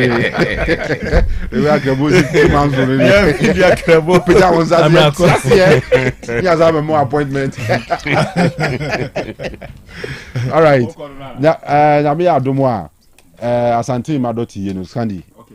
Full live commentary, full coverage. Otec FM. A year commentary. I don't commentary. I say, Waji, Wapasama, we would have been. Dear, course, would be a toss of or more Benoit by a Bomani Danny by reading in our city now. Adaba, we have been come back. You are the beside. Of this, got 2 hours when this one, you know, is a quadruple. Yeah, they'll go baby. Mine is good quadruple. Can you do as no, your money be when you buy Rewundi. All right, Jerry Nas for the boy. Jerry Nas, Jerry Nas about Miss Chanaba, a year for the treatment of malaria.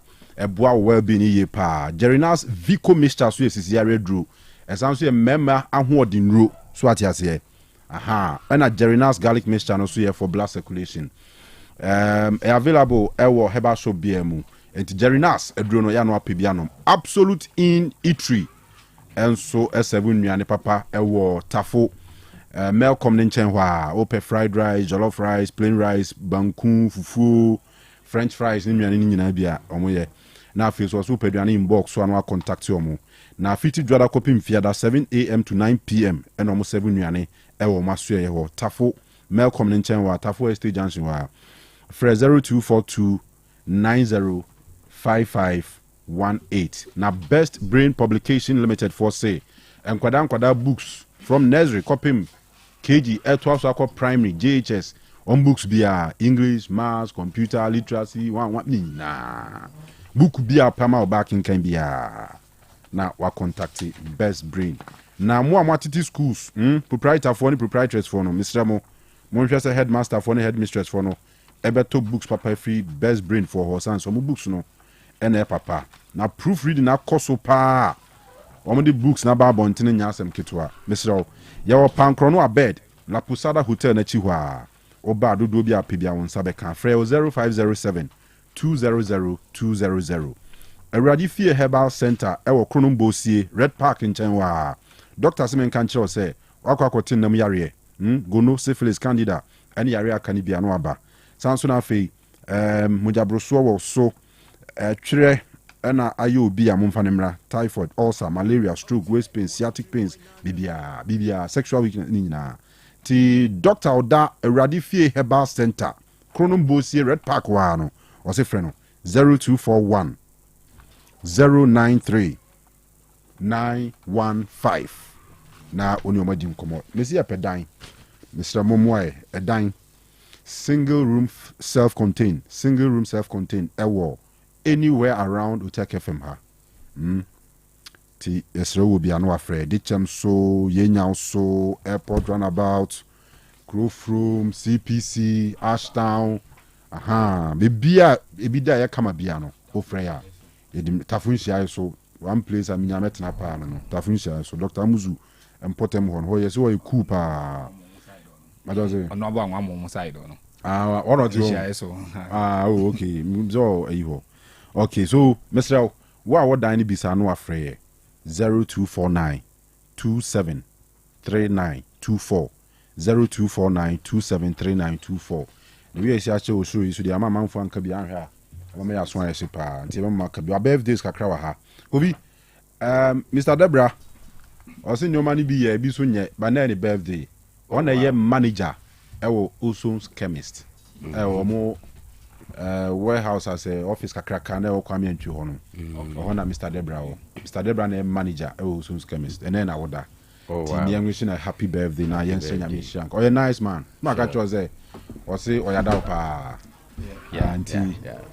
we dey was a china kwa wishing happy birthday Mr. Debra yes for sure Mr. Debra and we dey before china na to their farm from me ni ya wishing a very special day so we new bi ne beti aka Mr. Debra na me kan ho pa na enuoma no ba ko ye pa ye se obeda be soro na wo ho eden nti once nyame de afi ba ko aka ni fi hu na chese enuoma akese ni bi ye nti we pray that every day animu no obenya more and more of enuoma akese ni bi wona brabo. That's right. One thing I bompa ye enso ditia say wapomudin be gina yi the bompa itia say yare mesanka ono afa from say ne mani bi ye no se saade ni mponyame amfa kwam neto na osan sorted also uti gina fo gina wono nti wo so chemist dey e chia mo le mo na baso Sarah Suna the birthday of Augustina in Japan. TMA Augustina, a very special happy birthday. Augustina, no offer power. Happy birthday to Mrs. Rosemary Jumo, aka Sister Yanya Akon, with Dr. Alexei Champon of Young Missionaries and the wife Gloria Ho and Abba. Almost say Mrs. Rosemary Jumo, aka Sister Yanya Akon. Almost Emma, happy birthday. Happy birthday to Maunyo. Yeah, Maunyo Newauda from Jesse the Talker. Also, my happy birthday. Maunyo Chese Nyamiye. Nyamishopi. Happy birthday to my favorite brother, Abdul Basit Mahmoud. With Said Kovacic. I was saying the favorite brother, no. As our brothers be bring. I went the favorite one. And Basit. May Allah bless you abundantly. And then finally, we see birthday greetings. I'm coming Ralph, a blogger, or I have forgot so. I do avoid an idea about also Ralph. Or we show a very special happy birthday. I feel you better call Skakra. So, Mamma, we Kababiani Nabaswa, Kenya Kobabiania. Gifty Opoku Jemfi ewo baby en na ene Gifty birthday Miami new friend Baba Romeo and I say menye birthday emfama no na Gifty enso ne friend Brajo and another for friend Brajo on so ewo baby anyone or see my Gifty happy birthday. So Gifty happy birthday. And then lastly to Esther Nyantechi. Esther ewo nyanchene ase and nyame nkoso inshallah pa say Sabri obabisia tam na baby adwin no moda so ne tinkonya so edi show no kama nyame inshallah pa. All right. Yeah, yemfa course kakra. Hello. Kanu. Yes sir. Umi ya ngajeni. You nyameche yengwe. Oniya na we be say na kono support us in that happen. Kanu, we have to our team next happen because we cannot repeat the same mistakes and expect different results. Every season we are seeing one for ya. Here in Pennsylvania, the first two also.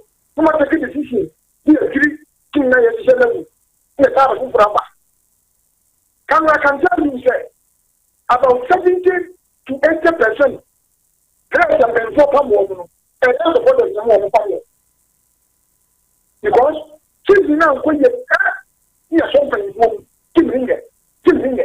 Well, also, I will hear.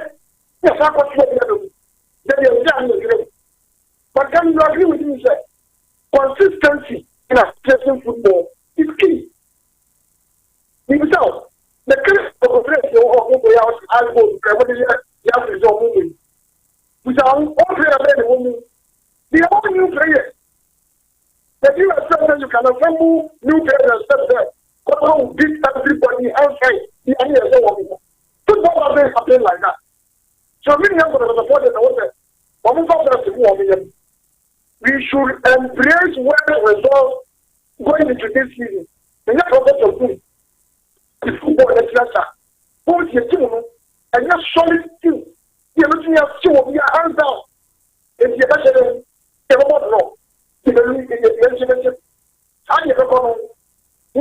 wrong. Right, I'll say. Hello? Yes, sir. Yeah, we're ready, Mr. Okay, Udi. Mr. Seth, from Grastown. You too. Then can I say? As good Bianaso, Nelly Bianaso. Because the robots who come on Bueno Prayer, President of Kobochi, Kensi Martin. That's the from this in Anna Cotoboya, the Cotoya, Tina Coboyano, will be in a Cotobisia with a bobo. So, sir, Opa, you take 11 million Cotopa, or so Cotoya record. To go more go much, you be able to buy Cotoya. I was waiting from a couple of number people to place. Oh, to move when I get to Cotoya, Timba Company will be able to buy I go to 2 1 David. If I was able to play, remember ball echo. The best maybe na my. He was good to war. I couple the enemy. Your league win, league be no. Oh, Tomo Tamati with the kid the jelly. Could you just bless the doors? What I say? And see everything we must. Yes, sir, that's it. Hello? I can't join my young friend.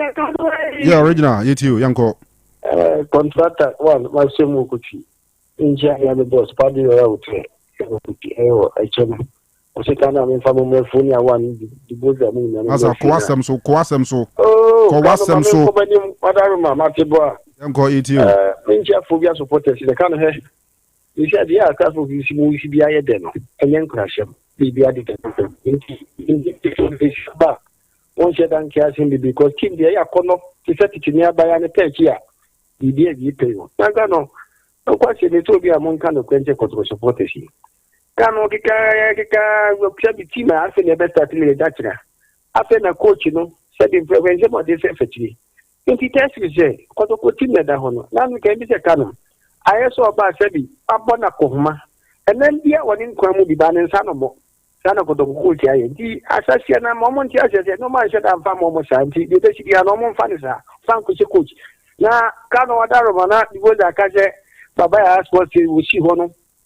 Say, and I said, security in transit course, they all should be iron, but I got 2 ties. Oh, yes, I said, Moza, green paint to be on their park is Rama when you sit down, let us see. Okay, hello? Yes, sir. Carpenter, I travel accommodation yet when you see them. Hey, carpenter, you won't bone. As I don't virus, now. Okay, you too. Park and all, but we are brought the park. And then we go off. Also, we made some quality one the park. Here you want to be free. When some pass at Shina Croatia, okay, they're going to happen in Alpha. Just like your womb. Just as well, the new party half of my. And I said, them secondary school crowd, making a package, Yamova, almost making up about when you go out for your two players. I got to go, I know, we could be outgoing, and see you come about one shot. Yeah, come over. One Lusu, I'm about draw. Hello? Kanu. Yes, sir. You too. And you will not to jam my mama, Basmaya, de Maventia, Lavinia, Awa. Inia, Kiala, you know, eh? I said, we will come, Inia, Oko, Vinia, Kilanguana, lady, piano. I think I will be in it with that is you, Mumpe. Inia, Chomo, who shot at it. I crowd the book, you your friends, the leg, and also, Bob Papanson on my India Park and the society in the Yamea and the Machina, a person can next year. So, however, for the media, almost cast you're with your movie in our society, and Yamea, I am proud to tell us like a follow every movie last year, call and we need the hope as I said. We are busy catches the media, the Baby Show, you almost say, or Marco Bonfire, or Marco Yeda, and said the Mamma Bomb, Mama Suna. William Marco at the wedding, show again there. I can't go behind the be shot at it. Yamia the way and the idea first for the points at all. When Yamia the Musha, the come out by many as a Kanu. But in Jana Yamicha, Papa Yamicha, and you will on one way into the Papa. Yamia the way and I can't arrive. Matty and for last one. Hello. You, also you. Oh, stadium now near Nekawasan. The stadium million, Yana, a kitchen, and I say, here was stadium be a so many. As I'm called runs, a question washrooms in now. I could not pitch no one other catches who I come there. Yes, you to me. Because over washroom pa minia. Sometimes we could do so far now. We could be outside there, you know, why you're only. And yet, a good anyone say, because they don't see a ball. This is about a foreign crab, but no ball, not a person call you. What do you mean? You know, I saw we just had in the beer to stadium to Muka to bear 5 times. Pitching on one and stadium can see scoreboard in Edma. Why you do 70 Ghana, VIP. You have a ball, no ball, no one to see can what you have 70. And you may do why I say, oh, ball, not time, your bird. The stadium can see scoreboard in Edma, obitual, you pay with that. Or just Hanyama. Also, a stadium manager, your ball, floor like that. That stadium part of the stadium play show, also a manager or stadium hall. Hanya many in a much. Let's go was a pitch, you know. Not a scoreboard, no, a yegma, not like an so yet the above ball, not part of the stadium need soon, a children a car park would be the way soon. A train to Kotoko, meaning that a could become. Normally, a first match, others say a more drawer. It will wire now and go in my head, but a name is a base 3 years in it. See a bomb by a jar, being a 3 points of Brucum.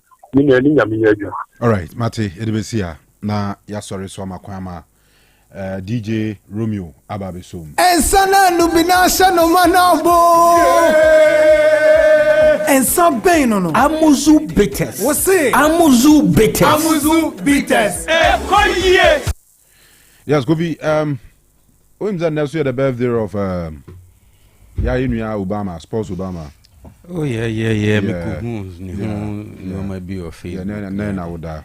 Oh wow. Yeah, young wishing happy birthday. Young wishing a special one. Strong guy and hard guy. Absolutely.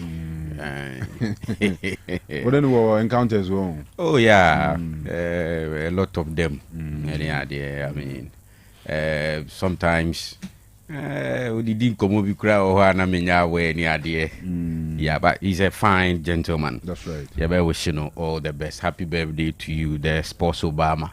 I mean, he's doing well. The sports media name song. That's right. In recent times, he's made a statement that we can transit from the sports media to the politics side. So, that's right. Now, birthday wishes me to be a main fan. Sorry, so first one, we are Mr. Maxwell Japan.